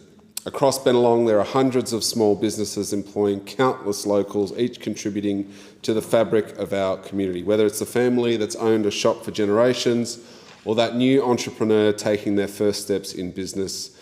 Small businesses are at the heart of what makes Bennelong such a dynamic and connected community. And as their representative, someone with a long and proud history in small business, I'm pleased to be part of a government that values small businesses and their owners. I understand the unique challenges of small business, and I'm committed to ensure that the government delivers support they need to thrive, not only in Bennelong but across the nation. It's not about headlines or broad economic platitudes. Our support is about addressing the real issues that confront small business owners. And I know that they're doing it tough right now. Rising costs, sticky inflation, supply chain disruptions, and evolving consumer habits have created new pressures for business owners, many of whom are still recovering from the economic shockwaves of the pandemic. These challenges are real and they are significant. And that's why our government is stepping up to provide practical and targeted support that helps small businesses not just to weather the storm, but build for the future. Our approach prioritises resilience, innovation and fairness, ensuring that small business owners have the tools they need to thrive. And we do that in a number of ways. We've extended the $20,000 instant asset write-off until June 2025, which is an initiative that allows businesses to immediately deduct the cost of equipment and tools, freeing up cash flow and enabling them to grow. In Bennelong, this means that local cafes can upgrade their equipment, tradies can invest in better tools, and startups can purchase the technology they need to compete and to grow. These investments ripple through our local economy whilst creating jobs and opportunities for our community. We also understand the burden of rising electricity costs. That's why we've delivered targeted energy bill relief to nearly 1 million small businesses, $325 this financial year and $650 the year before that. That reflects our commitment to easing cost of living pressures where we can.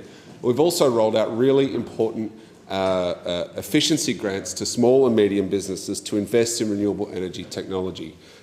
Systems which help use less power for refrigeration, allow businesses to invest in solar and battery technology were rolled out and were incredibly successful, Deputy Speaker, because we want businesses to have confidence in investing in this new technology to cut their bills. This is all about resilience. Further, we've invested $60 million in cybersecurity and digital transformation programs. And you just need to look at our recent announcement on banning debit payment surcharges made off the back of the free digital campaign I ran, just to see how much small businesses matter to this government.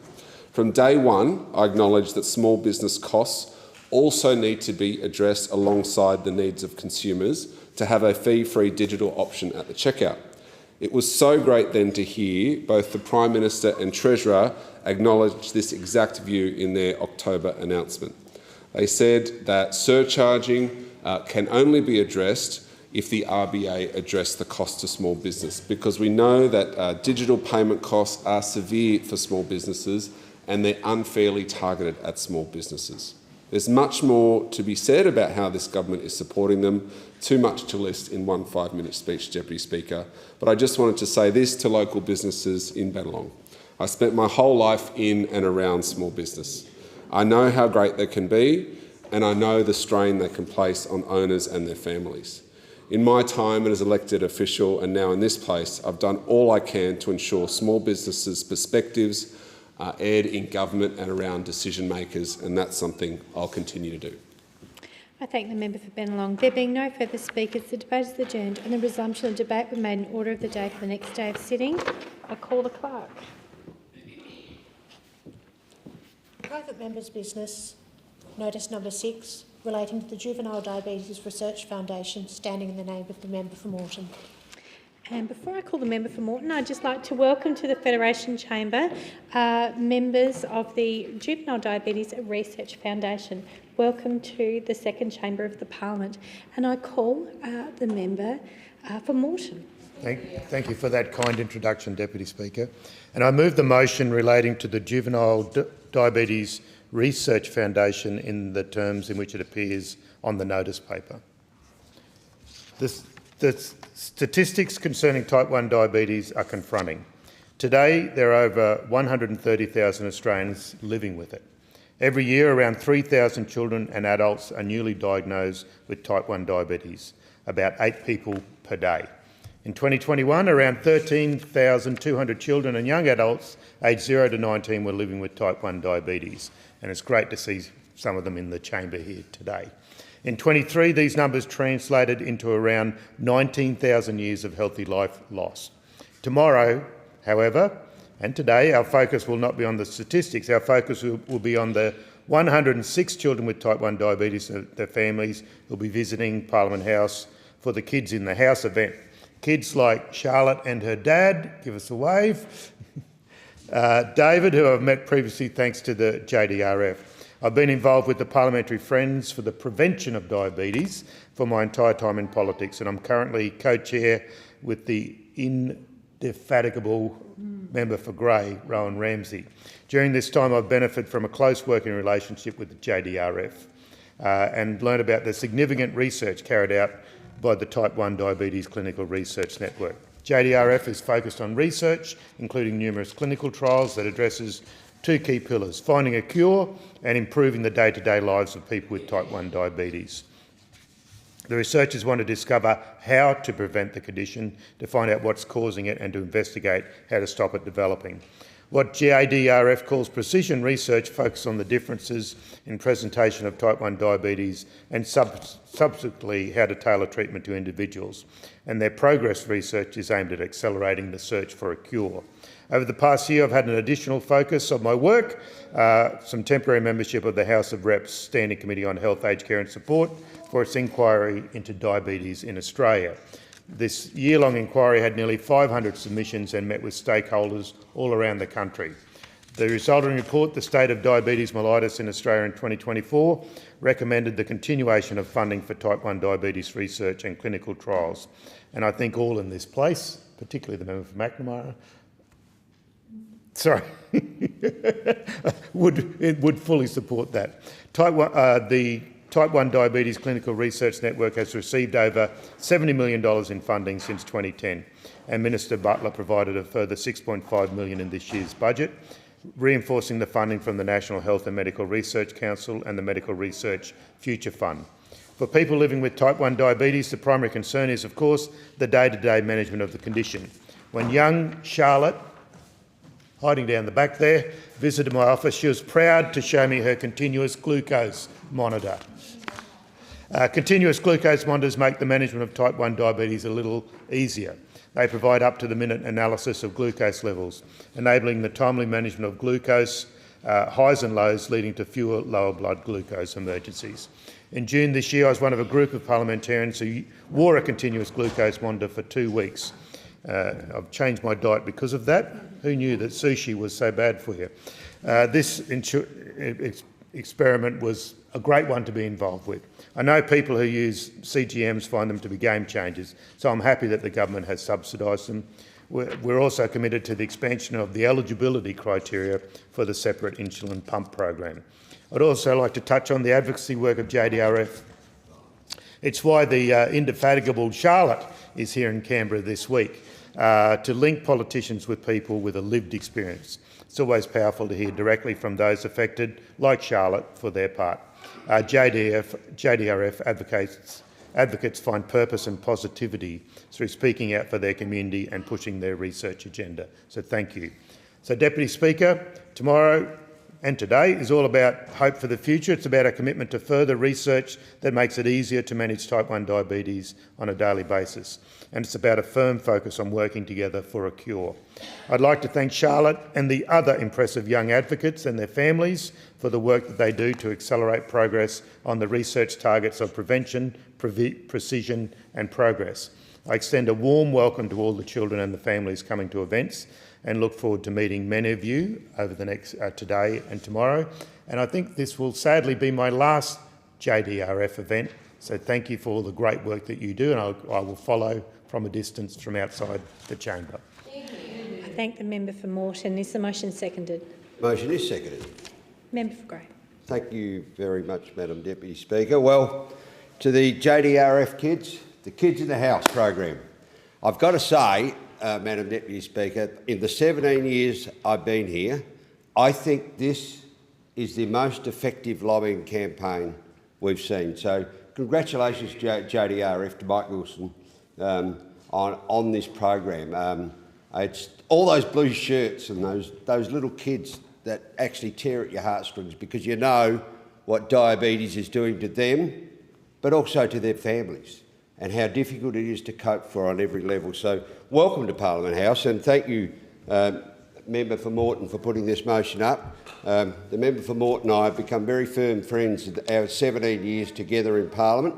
We're leaving at the same time, and I'm looking to hand over the reins of the coalition side of being the co-chair of, I don't actually call us the Friends of Diabetes or the Friends of Diabetes. I say we're the enemies of diabetes in this place, and long may that tag live. But to the member for Lindsay alongside me here, who has her own personal story about diabetes, and I look forward to this group. It is the longest serving group, the first friendship group formed in this place and the longest surviving. So what I'd like to see is the group abandoned, because we've solved all the problems with diabetes, but I suspect that's a little way away yet. Now, special mention to Fletcher Buchanan, who's momentarily distracted at the moment, and his mum Alex. Dad Luke can't be here today. He's a principal. Oh, there we go. There we go. There's an update, but welcome. All of you have your own personal story.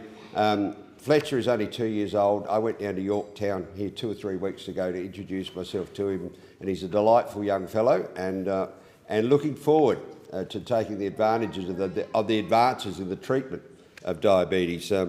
When I think back over what we've achieved over the 17 years in Parliament, there weren't any constant glucose monitors around then. They didn't link up to pumps, and so that has made such a vital change to people with diabetes. But we're not happy. We want a cure. That's the answer. We want a cure, and we can't do that unless we keep up on the scientific front. So I normally start my speeches about diabetes by saying it's the leading cause of heart disease, it's the leading cause of blindness, and it's the leading cause of amputation. I should add to that, there's also one of the leading causes of kidney disease, of dementia, stroke, mental stress, cancer and liver disease. There's very good reasons for Australia to make a concerted effort to play its part in the international scene to see this cursed disease off, quite frankly. None of you choose to have it, you just have to wear it and live with it. So thank you so much for your stoicism. I'd also like to make a special mention of Mike Wilson, OAM, who has led this organisation for 20 years and stepped down mid-year. But it's good to see you back in here, Mike. I think we were due to have lunch today somewhere, but cafe wasn't open or something or other, I don't know. And we look forward to working with Sydney in your place. There is so many things about diabetes. It is not just, of course, type 1. There is type 2 diabetes as well. And sadly, I've reported to this House many times that the electorate of Grey is the world champion or the Australian champion when it comes to incidence of diabetes, full stop. There are 1.4 million Australians diagnosed with diabetes, and diabetes type 2 is creating havoc. So we need to keep going on all those fronts. I think it less likely we will find a cure for type 2, but I think we'll continue to find better and better treatments. But I do think the future is bright with the view of actually finding that long-term cure. I don't know who that smart lady or smart man will be that will suddenly say, "Eureka, we've got the answer here."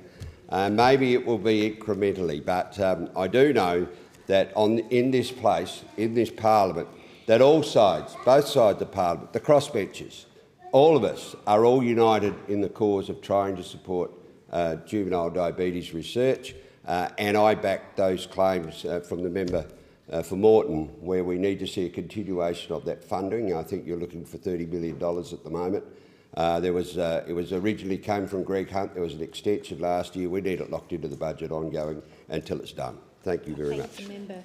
The question is that the motion be agreed to, and I call the member for Pearce. Thank you, Deputy Speaker.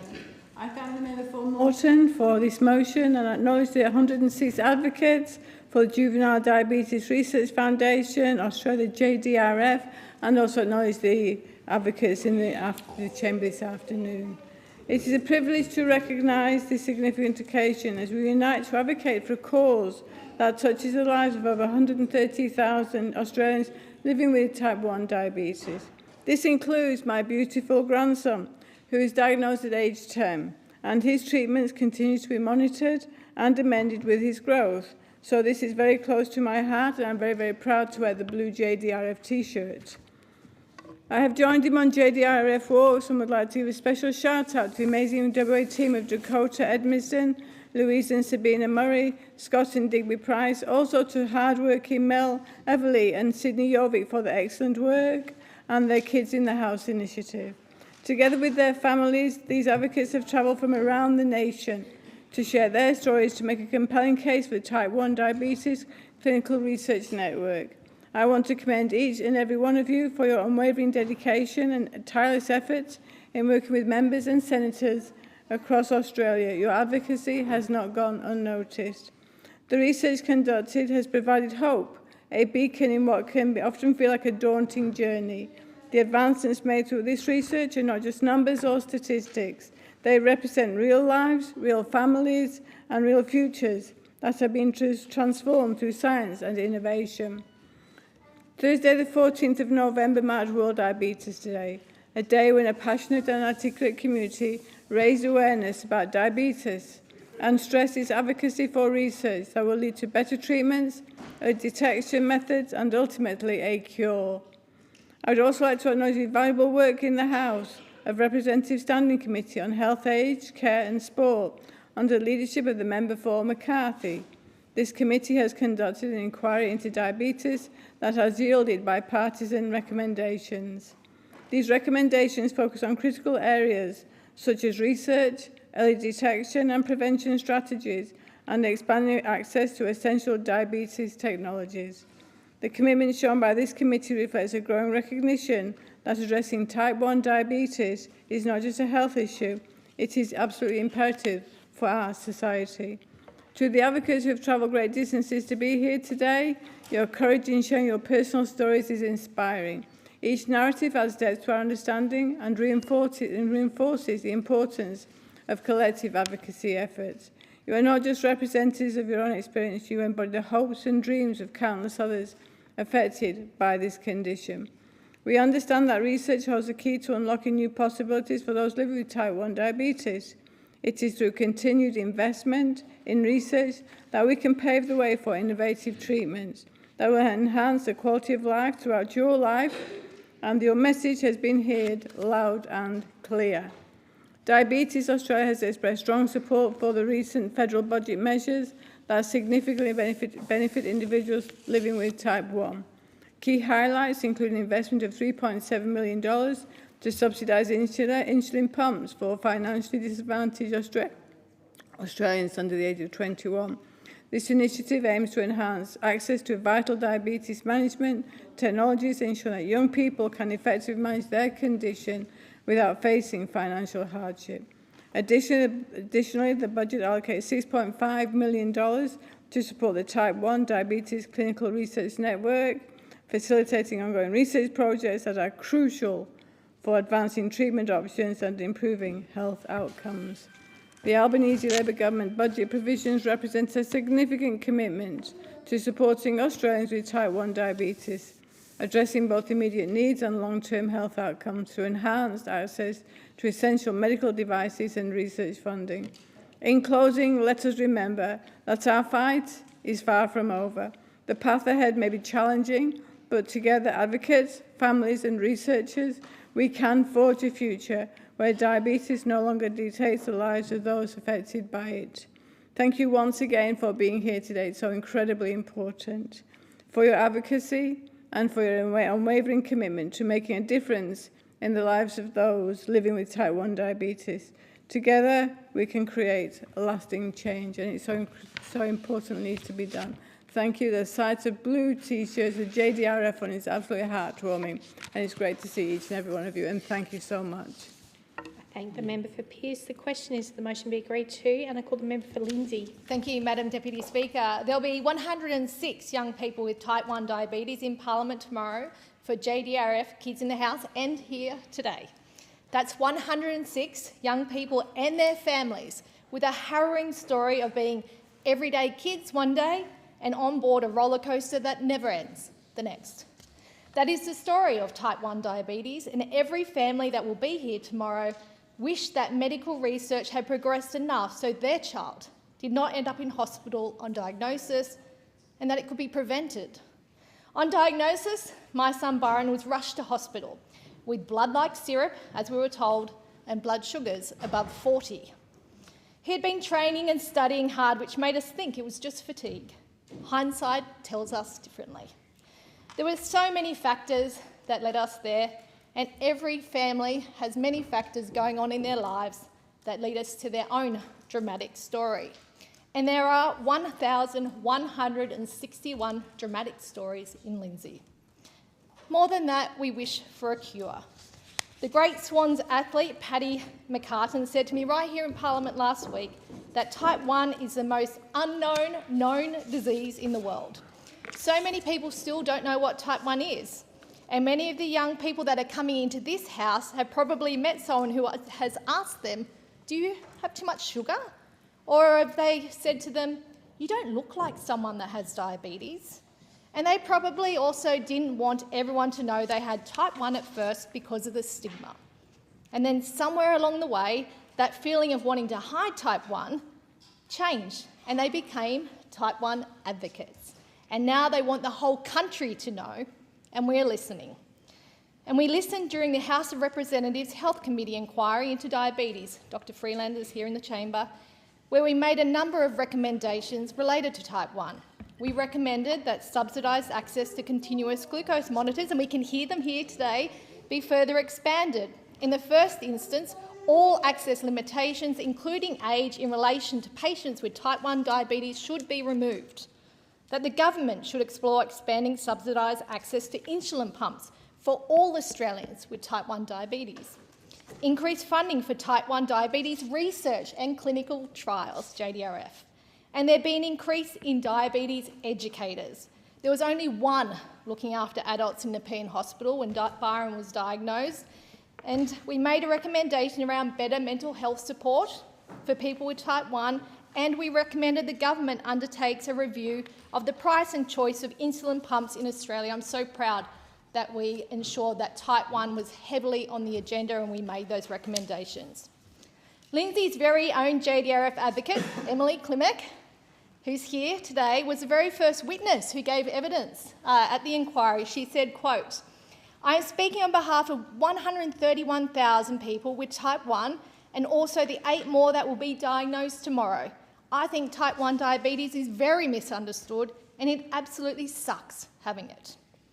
Emily is one of the advocates here in Parliament this week, and I couldn't be prouder as her local MP.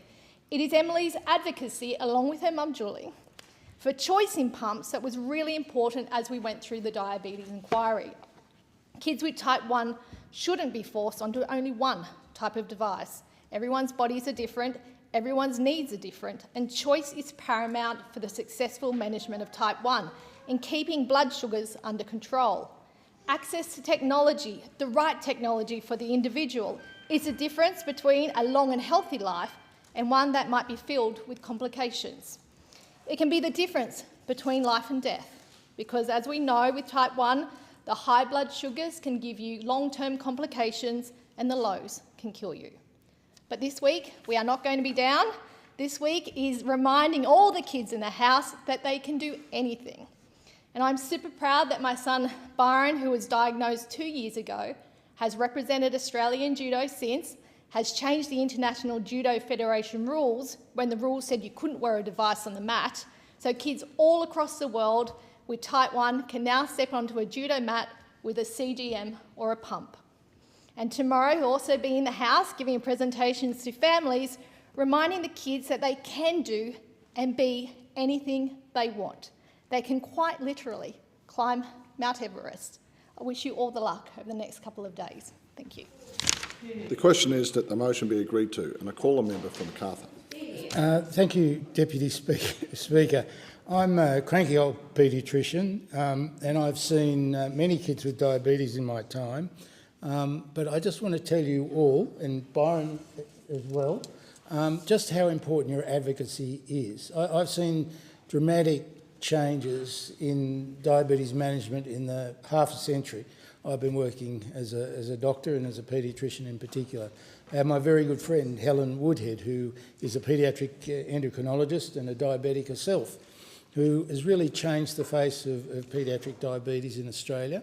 And the advocacy that you are giving us is remarkable.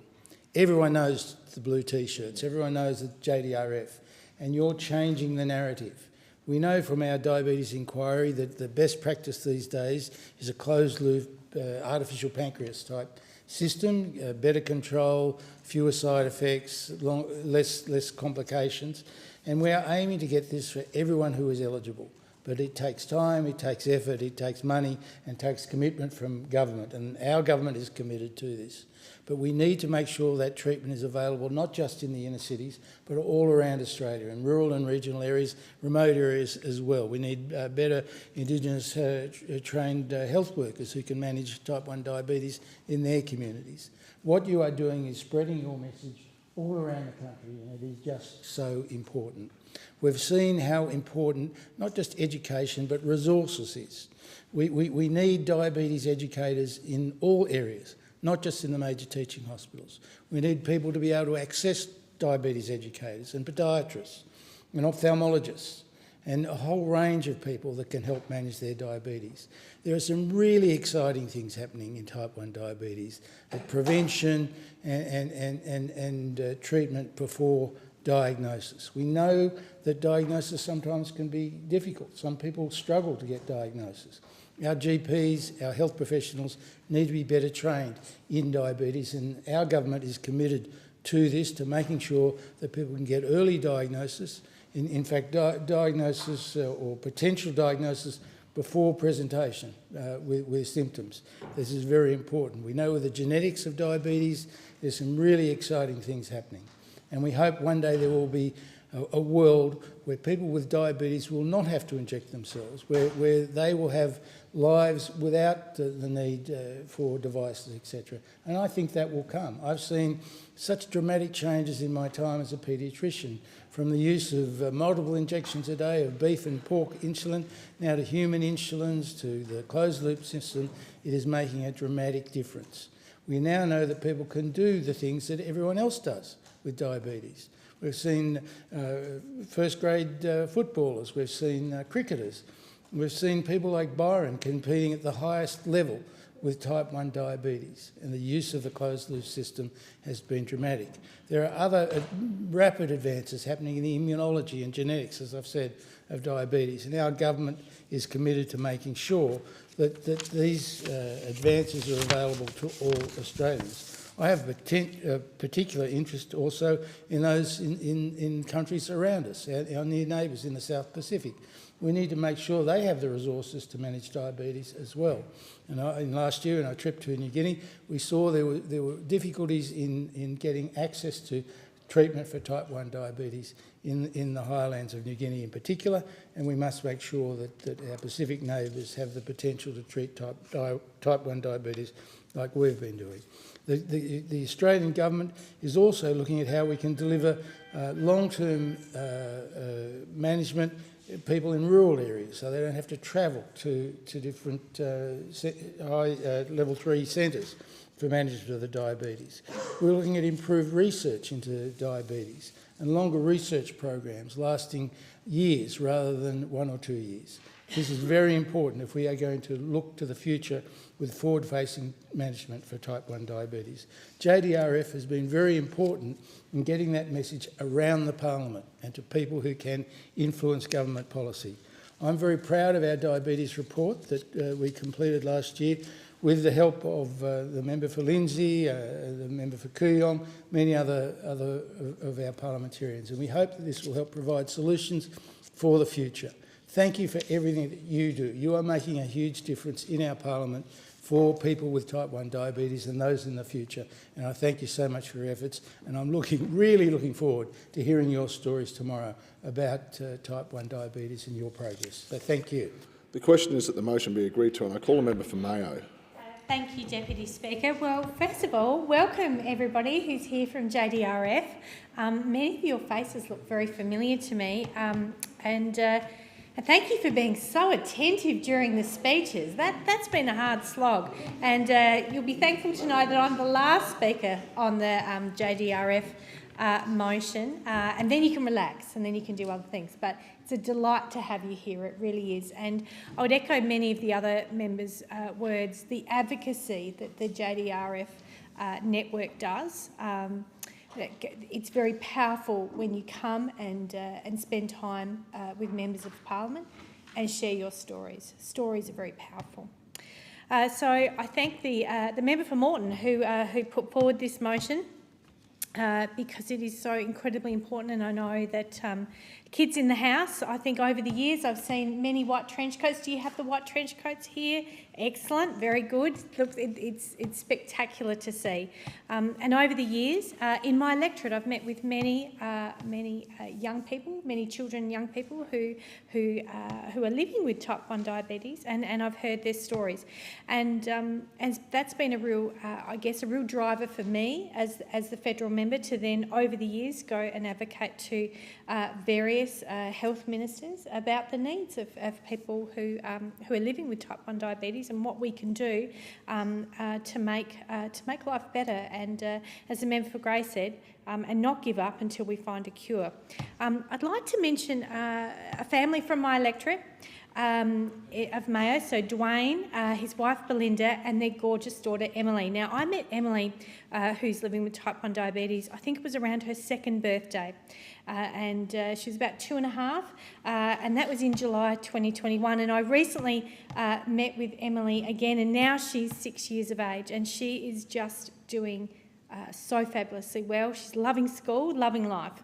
And Emily's story is what, and stories like Emily's is what made me go and meet with Greg Hunt, the former Health Minister, who was incredibly supportive of making sure that we could get constant glucose monitoring affordable, and that to me, I think, was a game changer when we were able to get that, particularly for children, and then expanded.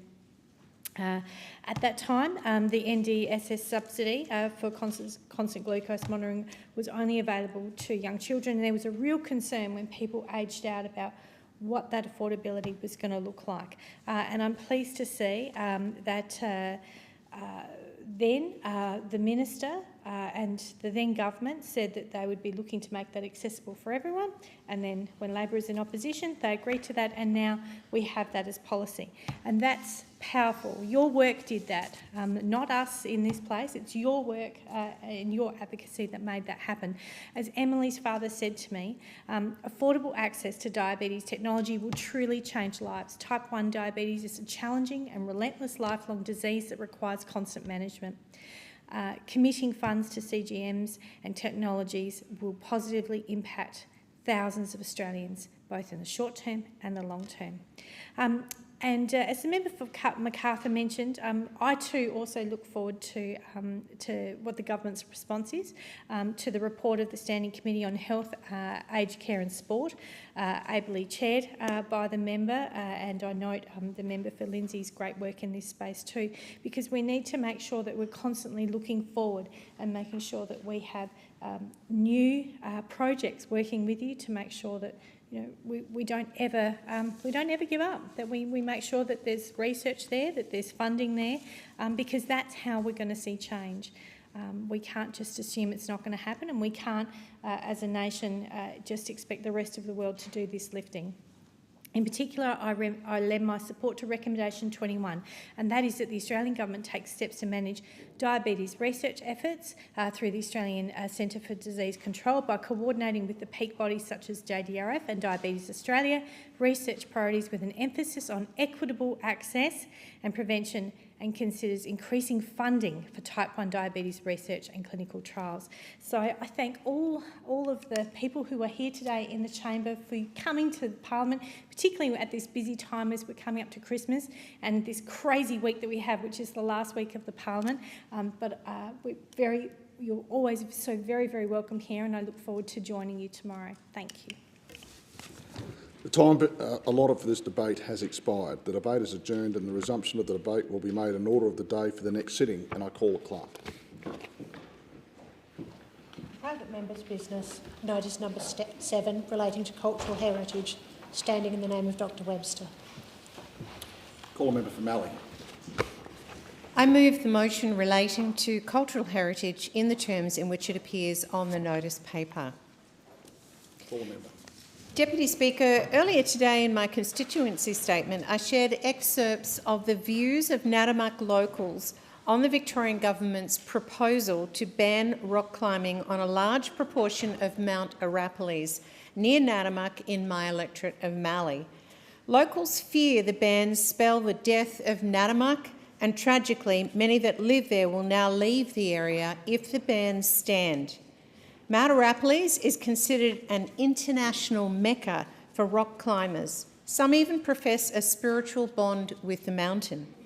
And it is where rock climbers have developed techniques to protect the rock face that have been adopted throughout the world to preserve the surface for future generations. The Allen Labor government would have known this if they had consulted with the rock climbing community.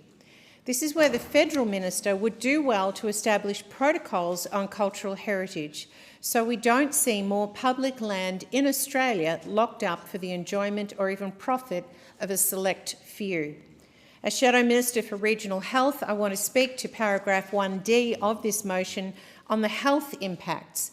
And first I quote Dr Felix Ritson from Nadamak. He said to me, "I am a GP registrar employed at Lister House Clinic, focusing on mental health, including youth mental health, addiction and chronic pain. There are 3 GPs employed at Lister House Clinic, another GP at Goolam, and the only local medical specialist, a neurologist, moved to Wimmera for its climbing access. I know of 3 medical officers that were planning to move to the Wimmera to work as general practitioners because of its climbing, and I have spoken to several other doctors who have expressed similar interest. After discussions with them this week, I am doubtful they will still choose to move here. 2 of the local clinical psychologists are rock climbers. I know of a clinical psychologist who was planning to move to the Wimmera due to the climbing. There are several nurses that moved to the area for climbing, and I know of an experienced mental health nurse and a new trainee registered nurse that were planning on likewise moving here for the climbing access. Amanda Wilson is the CEO of Lister House Medical Clinic and echoed Dr. Litson's concerns about losing their workforce, saying, and I quote her, "I point out Australian graduates because they are rare to get in a rural community. We also have a neurologist, rare as hen's teeth, to get to a rural area, here for the climbing, and many other professionals such as nurses, optometrists, physiotherapists and allied health, such as clinical psychologists. These people have moved here because of the climbing. I cannot implore you enough to stop this ban and create an inclusive space for everyone. We are going to lose a large portion of our medical community. It is hard enough to get a GP to a rural town, and to think we will have the main reason they have come to this community is going to be taken away." Dr. Alex McAdam from Adelaide wrote to me, "As a medical doctor, it has been my plan to move to the Wimmera in order to balance those 2 fields in which I have dedicated my life, medicine and climbing. I was in the market to buy a home in Nadamak and work as an emergency department doctor in Horsham to dedicate my skills to the region. Unfortunately, I am now rethinking these plans, entirely due to the impending rock climbing bans at Mount Arapiles. I know of at least 20 other young professionals, doctors, teachers and lawyers who are in a similar situation to myself. These closures are not good for the region as a whole and will lead to a mass exodus of skilled professionals." Now, Deputy Speaker, this is an absolute tragedy for the region of Wimmera, and I urge federal and state Labor governments to save our health workforce and consult better with those that love Mount Arapiles.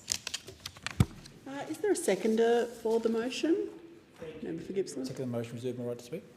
The question is that the motion be agreed to, and I call the member for Bendigo. Thank you, Deputy Speaker. Deputy Speaker, I am surprised this motion is before us here in the federal parliament. It is a matter that is entirely for the Victorian state government. So it surprises me that we are debating this topic today. Sometimes you will have these debates in the lead up to a state election where friendly fellow travellers of a political party may try and use the floor of parliament to score a few points for their allies in their community. But we are not due for a state election in Victoria until November 2026. 2026. So it does surprise me that we are here today debating a matter that is entirely the responsibility of the Victorian government. But it does give me an opportunity to talk about the great work the Commonwealth, the federal government, is doing for national parks and marine parks. After a wasted decade of the environment is back under Labor, and we are prioritising making sure we are doing our bit to protect our natural environment. You could say wasted decade or deliberate decisions made by the previous government to destroy our natural environment. We are working to protect more of our natural environment. Since coming to government, we have doubled the funding to better look after our Commonwealth national parks, including Kakadu and Uluru, after the Liberals, to be frank, let them fall apart. Parts of the parts the Commonwealth manage in national parks have been closed to visitors because they were unsafe. Roofs were coming off buildings, alarming crocodile warning signs were missing or broken. So we in government have made sure we have corrected this through infrastructure grants and supporting the community to get these areas back to being safe for visitors. We've also added new areas to Kakadu National Park, extending the area of protection. It's not just Kakadu. We've tripled the size of the Macquarie Island Marine Park, the biggest act of conservation in 2023. We've quadrupled the size of the Herald and McDonald Islands Marine Park, the biggest contribution to ocean conservation on the planet this year. On the planet this year. This is what our government and the Australian government has done. These decisions now means that Australia is protecting more oceans than any other country on earth. We've also voted to ratify the High Seas Treaty, which helps protect seas and waters beyond our own. Our natural environment is so precious, and as the King himself said in an address here in this building, it is upon our generation as leaders to protect and support the environment for future generations, and that it was a moral duty to do so. On cultural heritage, back in 2020, all of us remember the devastation and the tragedy of a 46-year-old Aboriginal sacred strike being destroyed by a mining company. Tragic, sadly legal one. The Australian people were quietly outraged and appalled. And since then, all political parties have said that this tragedy should never be allowed to happen again. There were 2 parliamentary inquiries chaired by the Liberal member for Leichhardt. Both inquiries recommended updating the national laws to better protect First Nations heritage.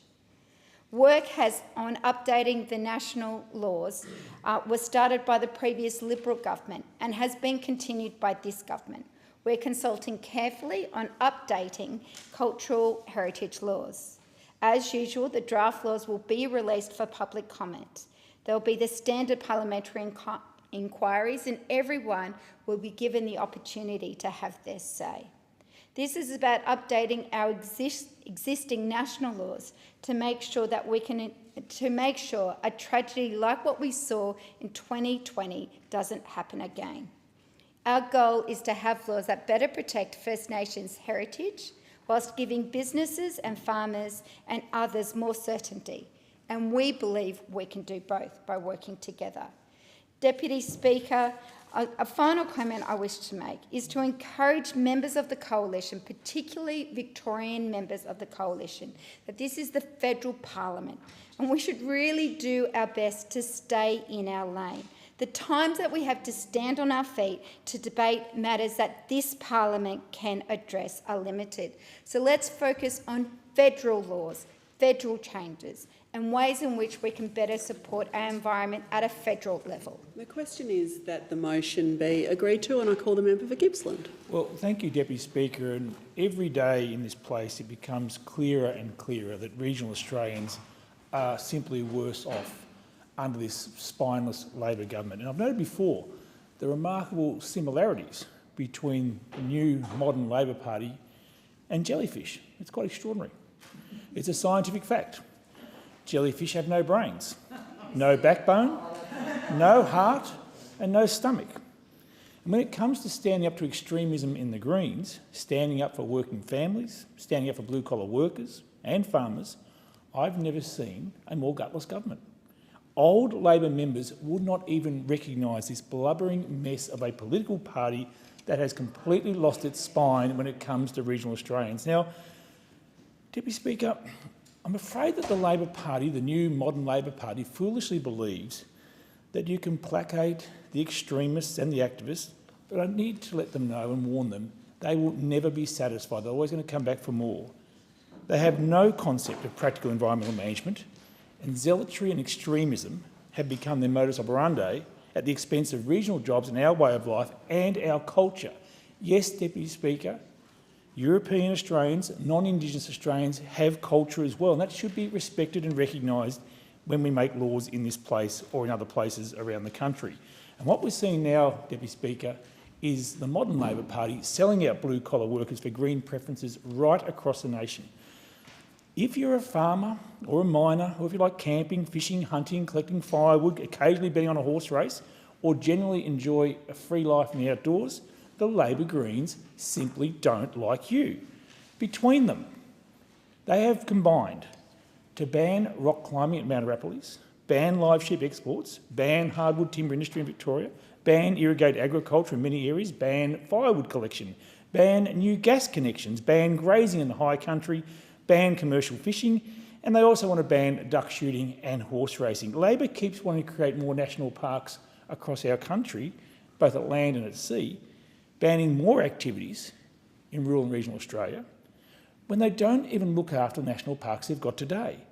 And now, in relation to the motion moved by the member for Mallee, it's just the latest of an example of an all-or-nothing approach by the Labor Greens movements. Mount Arapiles, as we've just heard from the member for Mallee, offers world-class climbing, and it's part of the attraction for why skilled health workers, in this case, are keen to live and work in that region. Decisions made in this parliament and other parliaments have consequences. And what we're seeing now is people who want to enjoy that rural way of life, enjoy Mount Arapiles and all it offers, are going to leave the region because of a decision made by the Labor Party, backed by the Greens, and not a single member of this place ever stands up and shows the spine to contest this extremism in the Green movement. We will see more of this, Deputy Speaker, we will see more of this if the Labor Greens return to government next year in this place. Instead of a balanced approach, which allows for a multi-use of land and sea resources, they adopt this lock-it-up-and-leave-it mentality, and they couldn't care less about the impacts on the country people and their way of life. Now, I've seen it firsthand in my seat of Gippsland Deputy Speaker over the last 12 months with the ban on the native hardwood timber industry. The native hardwood timber industry has been banned completely in my seat of Gippsland. The workforce, the forest contractors, the skilled workforce that's going to be needed in the next bushfire season won't be there because of this ban. So my community is going to be left at the mercy of poorly maintained public forests, and the state government is making no efforts to mitigate the risk, has just cut its workforce both within DECA and Parks Victoria. What we need to see, Deputy Speaker, in our communities, in our regional communities, are the practical environmentalists, more boots and less suits. That's more boots on the ground doing the work, doing the fire prevention and mitigation activities, and less suits in Melbourne and Canberra making excuses and putting in more green tape that prevents work from occurring in the first place.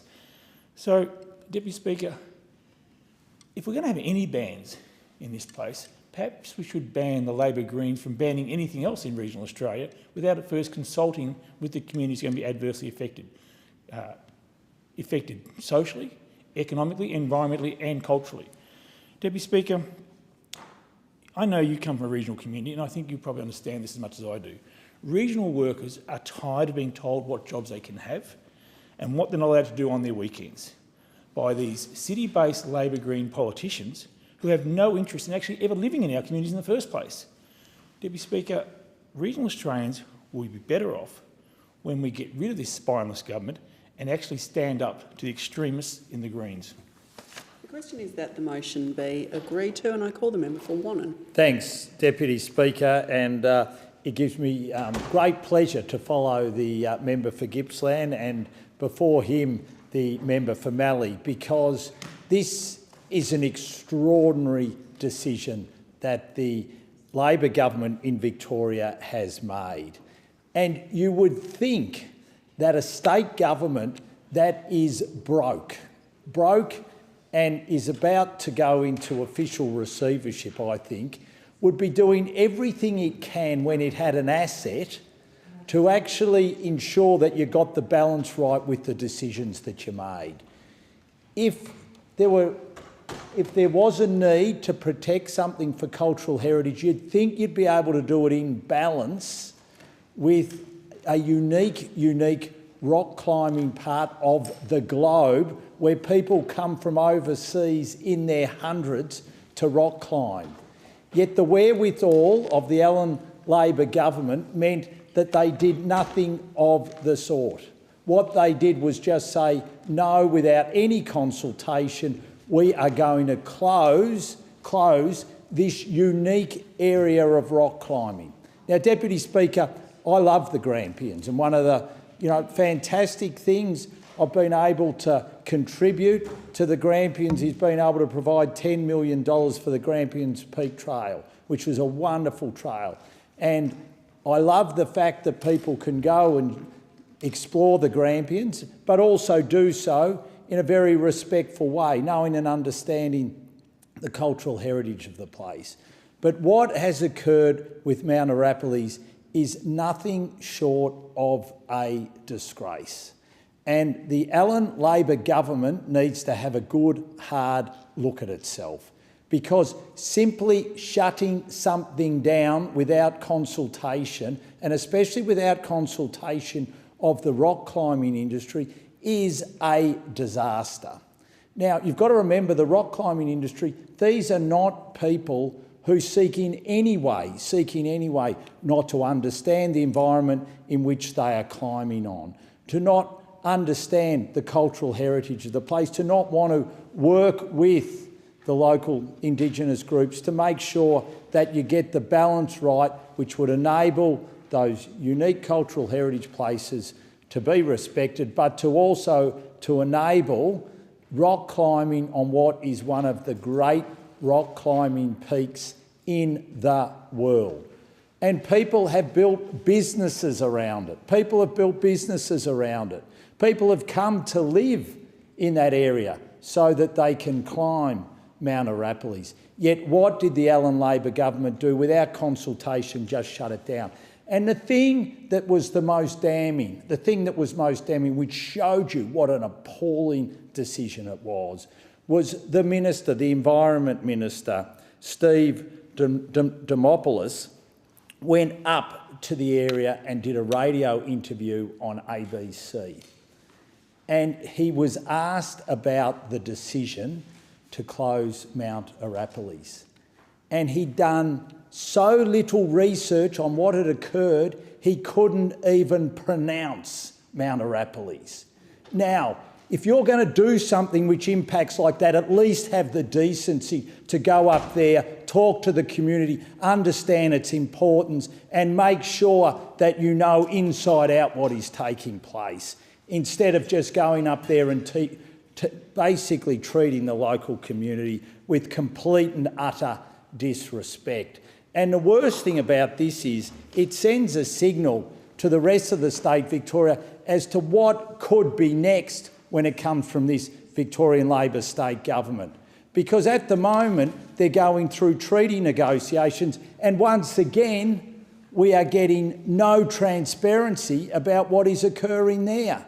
There is no broad community consultation about what's going on. And if what has happened at Mount Arapiles is any indication of what might happen with the broader negotiations and treaty, then what we're going to see is the rest of Victoria treated with complete and utter disrespect. So I 100% back this motion from the member for Mallee. We need this reopen. We need the federal Labor government to step in, ask serious questions of the state Labor government, and for the state Labor government to do proper consultation with the local community on this. There being no further speakers, the debate is adjourned and the resumption of the debate will be made an order of the day for the next sitting, and I call the clerk. Private members' business, order of the day number 2, relating to the World Skills Competition 2024. Resumption of the debate moved by the member for Newcastle. The question is that the motion be agreed to, and I call the member for Gilmore. Thank you, Deputy Speaker. Well, as I've said in this House previously, I'm a proud former TAFE teacher and a mum of 2 apprentice chippies. And that's why I take every opportunity to champion TAFE and to celebrate the successes of our wonderful TAFE students. Just this last week, I was thrilled to meet 2 inspiring young locals from my electorate as we welcomed home the Australian Skilleroos from the World Skills International Competition in France. The competition shines a light on TAFE students like Michael Bowen, an apprentice at Kinetic Air Affairs at Nowra, who competed in the Industrial Mechanics event. It celebrates the excellence and innovation of TAFE students like Michael on the world stage.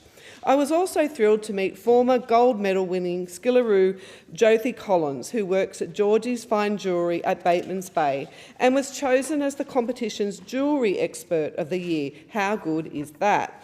These two students demonstrate just how learning at TAFE can change lives and put young people on a pathway to success. Whether our kids or grandkids want to become a tradie, childcarer, nurse, computer programmer or even a cyber security expert, TAFE provides that opportunity. Earlier this month, I visited the Nowra TAFE campus with the Acting Prime Minister and we went into electrical and carpentry classes. We spoke with students and heard how Fee-Free TAFE is providing that bit of important financial relief and also allowing people to retrain. It's fantastic to see these classes booming in Nowra, and it was very reassuring to hear stories from the students about how and why they chose an apprenticeship and how Fee-Free TAFE is helping. I'm really pleased to see the TAFE Certificate 2 in Aero Skills is also fee-free, encouraging local people to seek a career as an avionics maintainer to support defence industry jobs locally. Last month, I joined the Federal Minister for Skills and Training to meet with twins Najara and Harrison, both first-year motor mechanic apprentices at Bateman's Bay Automotive Repairs. The siblings travel to Nowra TAFE once a week and are looking forward to one day taking the helm of their family business. TAFE is providing them with the variety of skills needed to do just that. We met a huge supporter of young people and TAFE, Robert Beattie, who has supervised an incredible 45 apprentice carpenters at Beach House Stairs at Bateman's Bay. We chatted to apprentices Nathan, Nicholas and Brendan about how TAFE is helping them build the skills needed to meet gaps in the workforce. 17-year-old Nathan comes from a family of tradies and is loving getting hands-on experience. As a carpenter, he's confident he will always have work. Our plan to make Fee-Free TAFE permanent, with 100,000 free TAFE places each year from 2027, will help regional kids like Nathan, Harrison and Najara. More than 4,400 people in Gilmore have taken up Fee-Free TAFE. And, Deputy Speaker, I am extremely disappointed that the opposition leader will not support our Fee-Free TAFE bill. They are showing their absolute disregard for young people and families in regional areas and are completely out of touch with the needs of young Australians. It is reprehensible that the Liberals are refusing to allocate $1 toward the thousands of hardworking Australians who are getting the skills they need for the jobs they want. The Shadow Minister for Skills and Training, Susan Ley, labelled this government's skills and training policy as disastrous. She said, and I quote, "Fee-Free TAFE, it sounds good, but is it working?" Well, I've been on the ground talking with students. I've been on the ground talking to employers and apprentices, and I can tell you it is working. I've travelled from one end of my electorate to the other and listened to young people who are training at TAFE and listened to adults who are retraining and gaining new skills. I've been walking the streets of the villages and towns in Gilmore and talking to people who are reaping the real rewards of Fee-Free TAFE. Young people like our skillaroo Michael and apprentices Harrison, Nathan and Najara, these are the people we are helping. To answer Susan Ley's question, is it working? Yes, yes it is. Our skills and training policy is most definitely working. I've given just a few examples of how it is working and how people of all ages are thriving in Gilmore because of TAFE. The Liberals have made it clear that they will scrap Fee-Free TAFE. Well, as long as there is a Labor government, Fee-Free TAFE is here to stay. The question is that the motion be agreed to, and I call the member for Riverina. Thank you, Deputy Speaker. I would like to compliment and praise Jasmine Cicchini. She is a beauty therapist in Wagga Wagga, and her journey has been deeply rooted in family influence and personal ambition. She set out on this course when she was 19 years young, apprenticing in her mother's salon. This early immersion in the world of beauty therapy provided her not only with valuable hands-on experience, but also very much a strong foundation in the field. And she won a medallion for excellence at the World Skills at Lyon, France 2024. Now, her employer is circa 1929.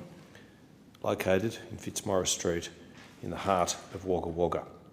Her training institute was the Technical and Further Education College, TAFE, New South Wales, Wagga Wagga. Now, she has shown remarkable dedication to her craft, completing her apprenticeship by the age of 21, winning gold at the WorldSkills Australia Nationals.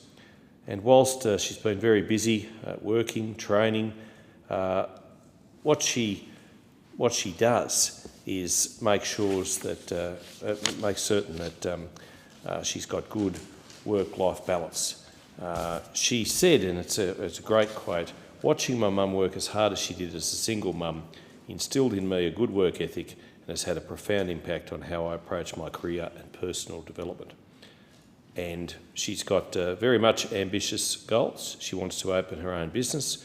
She wants to work overseas. She wants to aim to showcase her talent on an even greater international scale. And I say to Jasmine, well done. You've done not only yourself, your family, but indeed your community proud.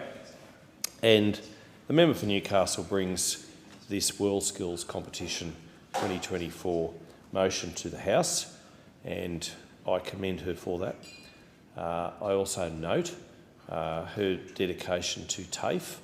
I know she has been on her feet a number of times during her parliamentary career to talk up the value of TAFE, and I share with her that passion, being a TAFE student, former TAFE student, with quite a number of certificates from the Wagga Wagga College. But I heard the member for Gilmore criticise the opposition and our stance towards fee-free TAFE. What is being sold and what is being spruiked is not entirely going to benefit every single person who attempts to go and do a TAFE course. It is, just like the housing bills that this government has put forward, in that regard, something of a misnomer. And only in recent hours we've seen Labor and the Greens cosy up on the housing bills. So typical.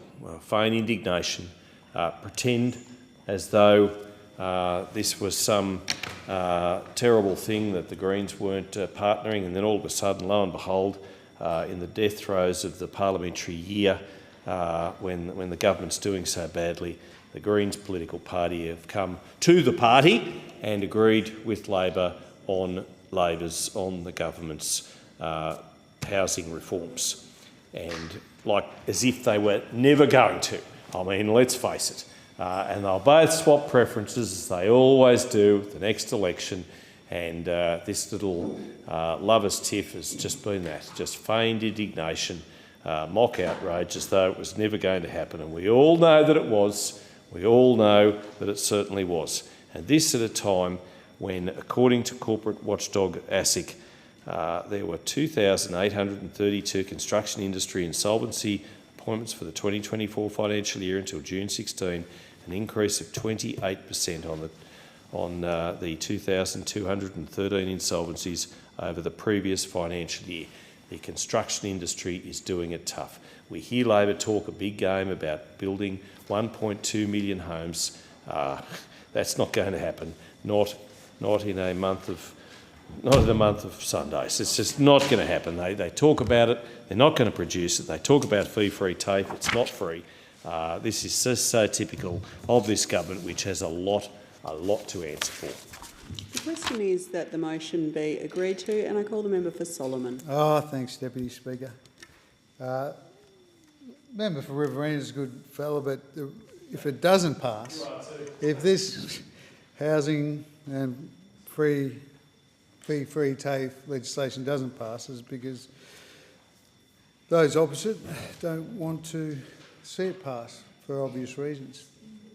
It's a good thing, and they don't want us to have a win for workforce. They don't want us to have a win for cost of living, and which is why they haven't supported one single cost of living measure that we have managed to get through the Parliament. But a strong vocational education and training sector is absolutely critical to ensuring that Territorians and all Australians can get a secure and well-paid job. And if you are a business owner, absolutely critical to make sure that you're getting the skilled workforce that you need. We have been investing in the skills that the Territory needs and that our nation needs by making fee-free TAFE permanent for young Territorians and young Australians, but also for those who are retraining for perhaps a new career or an advancement later in life. This not only helps relieve cost of living pressures, as I just mentioned, it's also vital for us to secure our sovereignty and to build our future through building the skills that we need. And last month, my colleague, the Minister for Skills and Training, came up to Darwin and saw firsthand how fee-free TAFE is benefiting young Territorians in my electorate. We visited the Renewable Energy Microgrid Hub for Applied Research and Training, otherwise known as REMHART, down at East Arm, which is part of Charles Darwin University. It's an innovation hub for renewable energy systems. Training and developing a Territory workforce that is equipped with practical skills, which is absolutely essential for a net zero transformation and, frankly, for turning the Northern Territory and Northern Australia mainly, into renewable energy superpower, which should be our future. I acknowledge the work, as I have before in this place, of Professor Suresh Thenadil and his team at REMHART. We plan to develop a Renewable Energy Centre of Excellence at CDU based on REMHART, but growing it, that brings together Charles Darwin University, industry and the Electrical Trades Union into a powerful collaboration to drive skilled jobs across the Northern Territory in the renewable sector. Our government is committed to investing in the skills Australia needs to drive economic growth, delivering a VET system to deliver these skills. So many of the occupations in demand across Australia have direct VET pathways. And that knowledge acquisition, education and training is a big part of the answer to the skills shortage question. Another part is making sure everyone can have that access to top quality education. A high quality, world-class VET system is vital to responding to the challenges and seizing the opportunities of a renewable energy future as one example, shaping Australia's society, economy and supporting our environment, a sustainable environment. And the reality is, Deputy Speaker, that you can't have a strong VET sector without strong TAFEs. This is why the Albanese Labor government is investing in fee-free TAFE. Now, Deputy Speaker, fee-free TAFE is particularly benefiting Australians from priority cohorts with over 170,000 young Australians, 124,000 job seekers and 30,000 first Australians enrolling in the program. The Albanese government's 24-25 budget delivers $600 million in some of these measures, and I, of course, acknowledge all of those that were successful in winning the awards that have been spoken about previously. It's really important that we grow our workforce, and it's really important to mention and acknowledge all of those who are making this a reality. It's going to be so important for our future. Thanks. The question is that the motion be agreed to, and I call the member for Hunter. Thank you, Deputy Speaker. I rise to celebrate two of my greatest passions. No, not burgers and the world's best wine from the Hunter, but skills and representing Australia on the world stage. When I was 15, I left school and headed to TAFE to pursue a trade as a fitter and turner, or for those that know anything about the industry, as a toolmaker. It was one of the best decisions of my life, opening doors to a fulfilling career and a keen sense of purpose. Later, I had the privilege of representing Australia as an Olympian. There is no greater honour than representing your country. These experiences taught me the transformative power of dedication, skill and opportunity. So what could be better than combining these passions? An Olympics for trades and skilled professionals. Enter World Skills, a competition that gathers the world's most talented tradespeople, apprentices and trainees to test their expertise and showcase their mastery. The 47th World Skills International Competition was recently held in Lyon, France, breaking records with over 1,400 competitors from 70 countries. Representing Australia were 32 extraordinary young people, the Skillaroos, and let me tell you, they smashed it, Deputy Speaker. Performing in front of thousands of spectators, the Skillaroos demonstrated passion, perseverance and world-class skill. Competing against 70 nations, they achieved 14th place in the points tally, a testament to their talent and a strength of the Australia's vocational education system. Among these champions was the Hunter's very own Neve O'Reilly, a nurse with the Hunter New England Local Health District, competing in healthcare. Neve ranked 14th in the world, a phenomenal achievement. Neve, you're one of the most skilled nurses on the planet and we are proud to have you and thankful to have you in our workforce. Congratulations to Neve and every other member of the Skillaroos team. Behind these competitors stand dedicated mentors, coaches and supporters. I want to say thank you to you all. Great teams create great champions and your efforts inspire the next generation of Australians to pursue skills and trades. Speaker, the Skillaroos exemplify what is possible through our vocational education and training sector, particularly through TAFE. Their success highlights the importance of accessible, high-quality skills training. That is why this government is backing TAFE like never before. Through fee-free TAFE, we have removed financial barriers for over 508,000 Australians, giving them the chance to pursue filling careers in essential industries like healthcare, construction and digital technologies. In just 18 months, fee-free TAFE has exceeded expectations. 6 in 10 places have been taken up by women and a third by Australians from rural and regional areas. This program has changed the lives, provided cost of living relief and addressed critical skills shortages across our nation. Yet those opposite dismiss fee-free TAFE as wasteful spending. Last week they voted against it. They had a decade to address Australia's skills shortages and failed to act. Under their watch, Australia became the second highest country in the OECD for labour shortages, and $3 billion was cut from vet funding. Let me be clear, TAFE is not wasteful, TAFE is vital. It is the backbone of Australia's vet sector. It is where we nurture talent and create opportunities and build the skilled workforce our country needs to thrive. From mining to clean energy to construction to healthcare to advanced manufacturing, TAFE leads the way in all these areas. And under this government, we are rebuilding our public TAFE system, including vocational education and creating opportunities for Australians everywhere, regardless of background or circumstances. Speaker, the future of our economy is tied to our people, their skills, their potential, their aspirations. The Skillaroos inspire us, reminding us of the power of opportunity and hard work. As Brisbane prepares to host the 2032 Olympics, they will get a warm-up with the World Skills National Championships being hosted in Brisbane next June. And this government will continue to support Australia's skilled workforce, ensuring that Skillaroos shine brighter than ever on the international stage. To every young Aussie considering a trade or a traineeship, our vocational pathway, tradies are cool. And those of us on this side of the chamber are backing you in. Your potential is limitless and your skills are vital to our nation's future. Thank you all. Remember, tradies are cool. Keep going to TAFE. TAFE loves you and we love you. Cheers. The question is that the motion be agreed to, and I call the member for Moreton.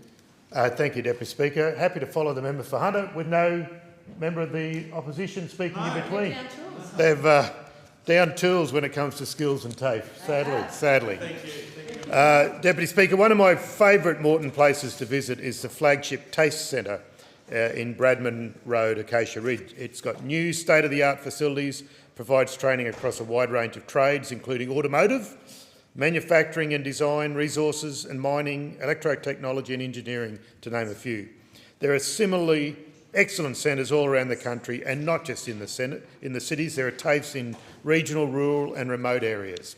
They're producing thousands of people with qualifications that are addressing skill shortages in in-demand sectors. When you think of the thorough training students receive, it's no surprise that Australia was able to field such a strong team, the aptly named Skilleroos, at the recent International World Skills Competition in France in September in Lyon.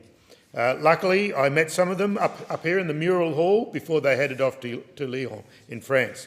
I'd like to congratulate the 29 young Aussies who showcased our outstanding vocational training sector. The Australian tradespeople, apprentices and trainees competed in events such as bricklaying, cyber security, cookery, plumbing and heating and fashion technology. The achievements of the Skilleroos are a reminder of how strong our vocational education and training sector is, in fact, top world standards. This is important because a strong vet sector is crucial to set us up for Australia's future needs. We know that by 2050, Australia will need a workforce where 80% of the people have a university degree or some sort of TAFE qualification. The Albanese government understand that TAFE plays a key role in individuals setting themselves up for the future and in the development of a more productive workforce. TAFEs are also important when it comes to social infrastructure. They promote equity and inclusion and inspire increased community cohesion. That's why Labor is committed to legislating for 100,000 fee-free TAFE places annually across the country. We want to break down the barriers that are stopping people pursuing further education, and we know that Labor's free TAFE program has been a wonderful success story. This program is a direct cost of living relief, but it's also much more than that. There have been 508,000 enrolments since January 23. These enrolments bolster the workforces in the care sector, in technology and digital, in early childhood education and care, and in the construction sector, all areas where there were skills shortages. That's over 500,000 pathways to well-paid and secure employment, and the myriad benefits that brings. Providing 100,000 fee-free places per year will ensure this ongoing pipeline of talent, which is also good for Australian businesses. Another important factor in this government's free TAFE program is the benefit for priority cohorts. This has seen the enrolments from 170,000 young Australians, 124,000 job seekers and 30,000 First Nations people. 60% of these places were taken by women and nearly 30% were in regional and remote Australia, because Labor will always look after the bush. The program truly has offered life-changing opportunities to all Australians. The Albanese government's bolstering of the vet sectors sits within Labor's bigger picture of future-focused investments. The May budget included $600 million in measures to strengthen skills growth and investment in key industries such as clean energy, manufacturing and construction. This funding included specific focus areas such as efforts to implement the transition to net zero, bolstering the Building Women's Careers program and upskilling the housing and construction workforces. Step by step, the Albanese Labor government is fixing the mess left to us after a decade of coalition inaction. Those opposite left us not only with $1 trillion debt and a couple of black mugs, but also the second highest labour shortage per capita in the OECD. After ignoring the vet sector while in office, the opposition then continued to try their best to stymie growth. They didn't back fee-free TAFE, and they didn't back any associated measures such as expanded access to new energy apprenticeships or support for women's careers. And now they've made it clear that they'll continue to oppose fee-free TAFE. After all, they called it, and I quote, wasteful spending. As usual with the opposition, we're left with more questions than answers. Will they tear up the fee-free TAFE agreements with every state and territory? How much will it cost under coalition government for people to get the qualifications our country so critically needs? And fundamentally, what is their plan to fix the skills shortage crisis that they created? If you're looking for some clarity in their budget reply, you wouldn't have found it either. Not a single skills policy in it. The Leader of the Opposition can't spell skills, can't spell TAFE. There being no further speakers, the debate is adjourned and the resumption of the debate will be made an order of the day for the next sitting, and I call the clock. Private members' business, notice number 8, fertility rates. I call the member for Hughes. Thank you, Deputy Speaker. I move the motion relating to fertility rates in the terms in which it appears on the notice paper. Call the member for Hughes. Thank you. Deputy Speaker, In October of this year, the Government's Centre for Population released its research policy and paper that is headed "Fertility Decline in Australia, Is It Here to Stay?" And, Deputy Speaker, that had some very troubling statistics in it and some very troubling news for us as a country going forward. Essentially, the paper provides that fertility rates in Australia continue to decline. They've continued to decline over the past 2.5 years under this Albanese Labor government. The average number of children born to Australian women in 2023 is now 1.5. In Australia, fertility outcomes are lower than fertility desires. So this means, Deputy Speaker, that Australian women want to have more children, but because of a series of circumstances, they are unable to. And the two main reasons that were identified in the government's own research paper have been cost of living pressures that have caused Australians to postpone childbearing and the high cost of housing that has made it increasingly difficult for young adults to achieve their home ownership goals prior to starting a family.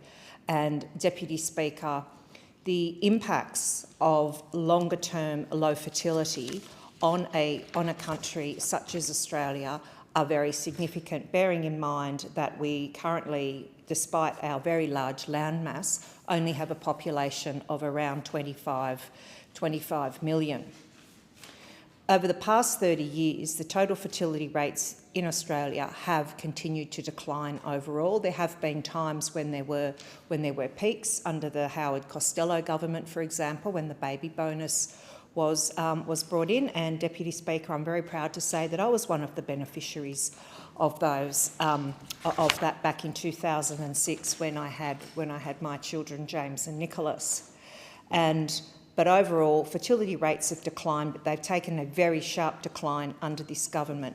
And when we see why that is occurring, it has been sheeted home that it is the cost of living under this government. Most people that are trying to purchase a home or are paying off a mortgage have had 12 interest rate rises under this Labor government. Cost of housing has never been more expensive than it is under this government. And what we have seen is one of the authors of the report, Ms Cho, said the long-term decline in fertility of younger mums, as well as a continued increase in fertility of older mums, reflects a shift towards later childbearing. And so, Deputy Speaker, we may originally think, well, does it really matter if women are having their children a little bit later? Well, it really does, Deputy Speaker, because after about the age of 32, for most women, their fertility starts to decline at quite a rapid rate. And some of the social and cultural and economic impacts of declining fertility are that we will see a much larger and ageing population. We'll see a reduced working population. We will see increases in pressure on the healthcare system, challenges to our aged care and our pension systems, and cultural and social change, because if we are having our children later, there is less chance, for example, that children will have the advantage of having grandparents around them, and also for older Australians there is less chance that they will in fact be able to have the joy of grandchildren. And so, Deputy Speaker, what do Australian women do? And one of the other issues is, of course, and I don't blame the government for this, I blame them for most of the other issues with fertility, is a lot of women simply these days do not meet their partner until they may be in their 40s, for example, which is often when their fertility is really going to struggle. And so what we have found over the past decades or so is a process of egg freezing, and in that way eggs are preserved when a woman is in a high fertility part of her life, and then they can be utilised at a later date. But, Deputy Speaker, we need to do far more for women in that place. The process is not straightforward. It's expensive, it's prohibitive for most women. So I say that these fertility rate declines are a big problem. The Australian government needs to address this. Thank you, Deputy Speaker.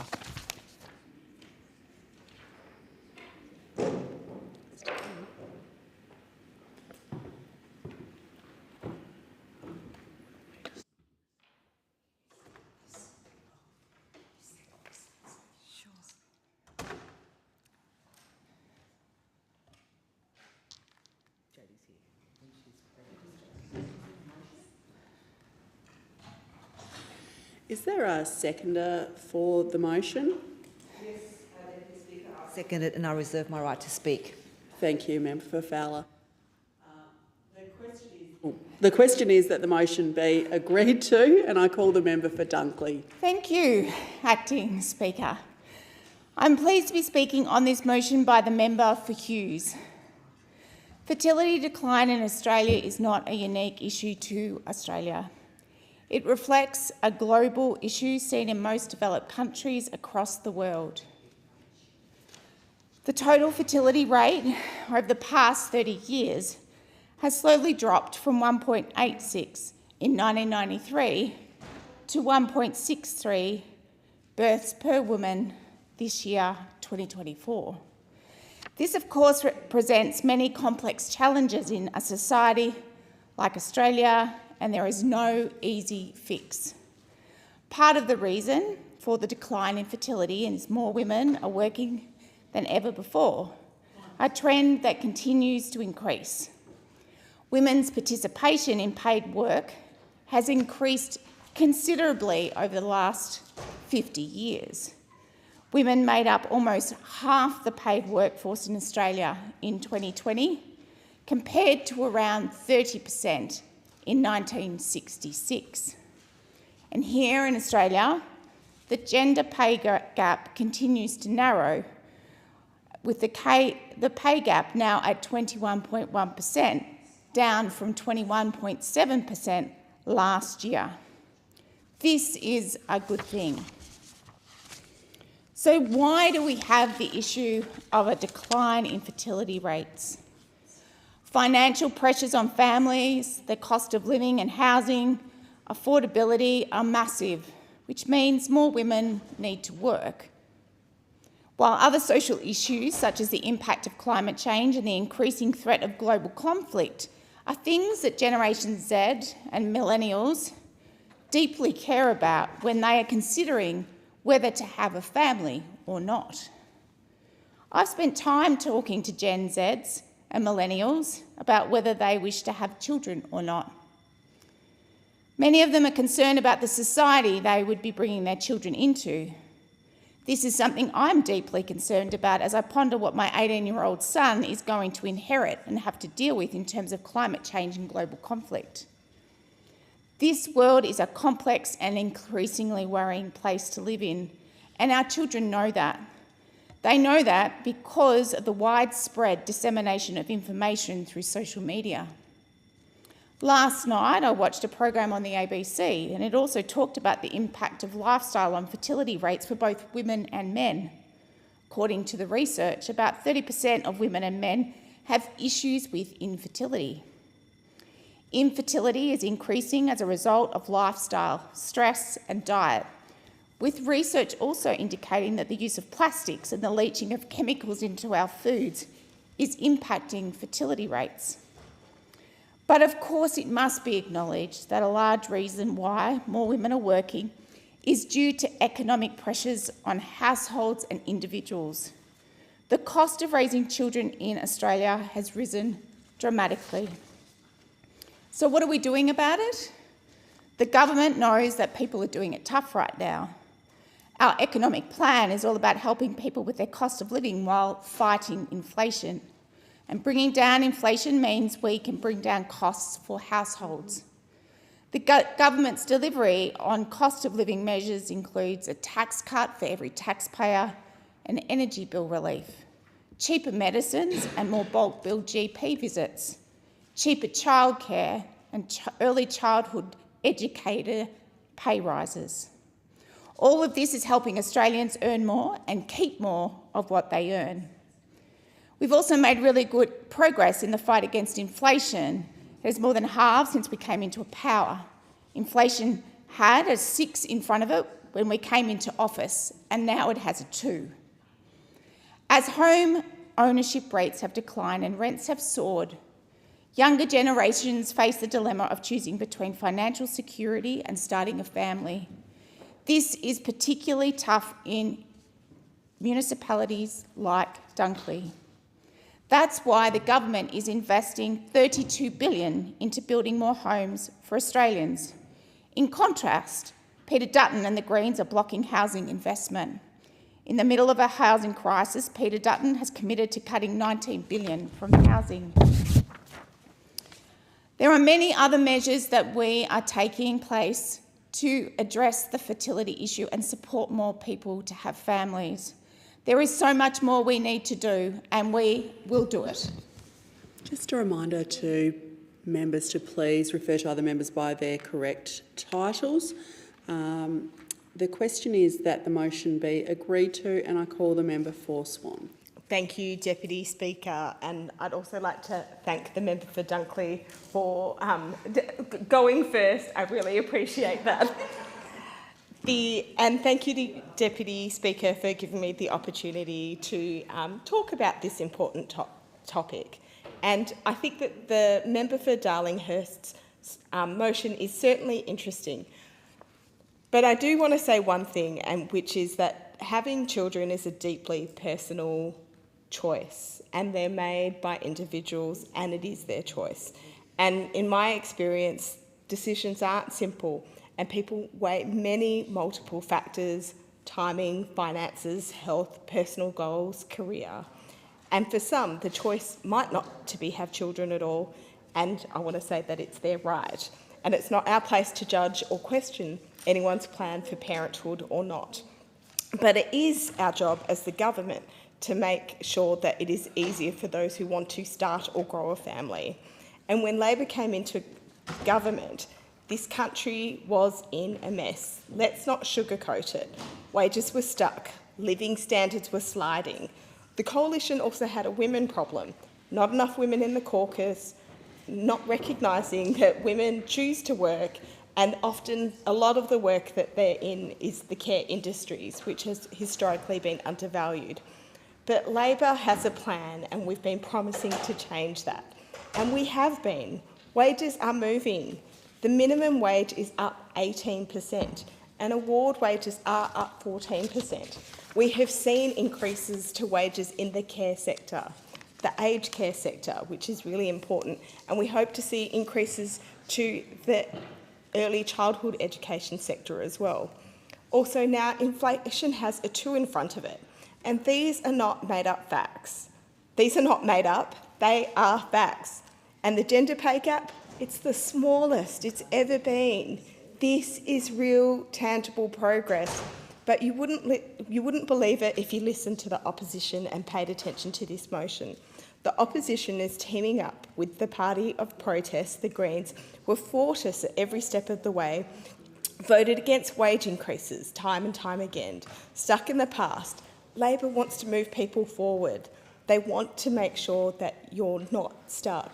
Cost of living is on everyone's minds, and it shapes so many big decisions, and starting a family, buying a house, or changing careers. We get it. It's shaping our decisions. It's shaping what I do every day in representing the interests of Swan. That's why we've tackled it head on.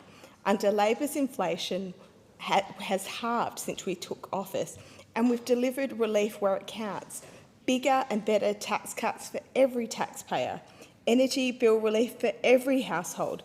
Cheaper childcare, giving families more choices, and paid parental leave, and extending that to 26 weeks by 2026, and superannuation being paid on paid parental leave, which will help lower the gap of superannuation balances between men and women, and also paid prac for nursing and midwifery students. We've also delivered pay rises in industries dominated by women, like aged care. And these aren't just numbers, they're actually changes that are helping families get ahead. And what's the opposition done? Nothing. Worse than nothing, they've actively blocked progress, voted against cheaper childcare, voted against wage increases, opposing affordable housing plans that could put 40,000 people into homes. And we're ready to go, but what I hear from the other side is no. They want to cut Medicare, they don't support affordable housing, they're out of touch of the needs of Australian families. Labor is delivering for families. We're making it easier to plan for the future, to balance work and family, and to live with dignity. When many parents face the tough decision about family planning, they deserve a government that's got their back. a government that supports them with affordable childcare, secure housing and fair wages. And the biggest risk to families is the opposition. Their policies, or the lack of them, would leave Australians worse off. We've seen their priorities. They don't include everyday Aussies in their plans. Labor is here to move this country forward. So we're lifting wages, cutting costs and supporting families. That's the Australia I believe in, a place where people can thrive and not just survive. We won't stop fighting for a better future for everyone, families, as well as single people and couples. Thank you. I thank the member. The question is that the motion be agreed to. I call the member for Bass. Thank you, Deputy Speaker, and thank you to the member for Fowler for her assistance. I rise to speak on this important topic, and I thank the member for Hughes for raising it here today. I was quite concerned to see these figures released, and they should be ringing alarm bells for the government as well, as fertility rates in Australia continue to decline under this government, and the average number of children born to Australian women in 2023 was just 1.5. There's a perfect storm brewing that is impacting on Australians' choices in relation to having children, which, if not corrected, will have long-term consequences. Increasing cost of living pressures are one key issue that has forced Australians to delay having children, and the high cost of housing has made it increasingly difficult for young adults to achieve their home ownership goals prior to starting a family. The Albanese government has failed to manage the economy, resulting in a period of skyrocketing homegrown inflation, which is fuelling the current cost of living crisis. Very few Australians can say that they are better off than they were almost 3 years ago, and many are falling behind, despite the Prime Minister's assertions before the last election, when he repeatedly stated Australians would be better off under him and that no one would be left behind. Well, they are being left behind, in droves. The Employee Cost of Living Index shows that for employee households, the cost of living is up 18.9%. We've seen families' standard of living slashed, with the largest fall in real disposable income in the advanced world. Disposable incomes have collapsed 8.7% under this Labor government, the largest fall since records began. Interest rates have increased 12 times. Mortgage interest payments have tripled, and a family with a mortgage is $35,000 worse off, and household savings have collapsed 10 percentage points. The government has to date failed to address the housing crisis or the serious cost of living pressures facing Australian couples, leading them to having to make the difficult choice between starting a family and paying their bills. It is highly concerning that the government's serious economic and housing mismanagement has forced Australians to delay having children, resulting in this significant decline in fertility rates. The Treasurer says there's nothing to see here, that this is the landing we've been planning for and preparing for. But Australians know there is nothing soft about this landing. Instead, prices are still rising, and Australians have now experienced almost 3 years of above-band inflation. Australians are feeling the pinch, and that's why inflation needed to be attacked aggressively and early. But Australians are paying the price at the checkout, and cost pressures are eating away at Australian small business margins. This government has wasted time and squandered opportunities for action, but their members keep repeating their lines, that they've made medicine cheaper, made it cheaper to see a doctor, reduced electricity prices and made childcare cheaper. But it is political sleight of hand when rising prices have far outstripped any discount the government might have provided. And worse, it overlooks the fact that doctor and childcare shortages mean that the service can't be accessed anyway. I recently hosted Shadow Minister for Early Education Angie Bell in my electorate, where we heard firsthand about the chronic shortage of childcare places across the region, with waiting lists for places. And I know from talking to many of my constituents that this is a direct issue impacting family decision-making when it comes to starting or adding to their family. If this is what the government thinks is all going to plan, Australians should be deeply concerned. Australians are hurting and can't hang on while their government keeps telling them they've never had it so good. And they can't trust this government when it says it's part of their plan. Just trust us, we're working on it. I call on the government to better manage the economy and to take action to correct course urgently, starting with MyEFO, and lay out some certainty so that Australians can make decisions about their future with confidence and certainty. I thank the member. The question is that the motion be agreed to, and I call the member for Wannon. Thanks, Deputy Speaker.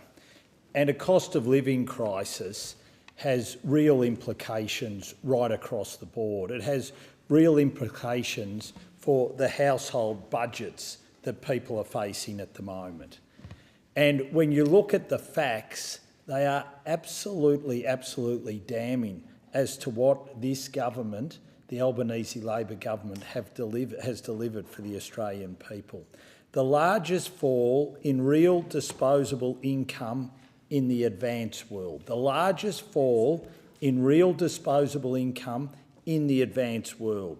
Disposable incomes have collapsed 8.7% under this Labor government. The largest fall since records began. We have never had tougher times in this country than those that are being faced by the Australian people at the moment. And that has real implications.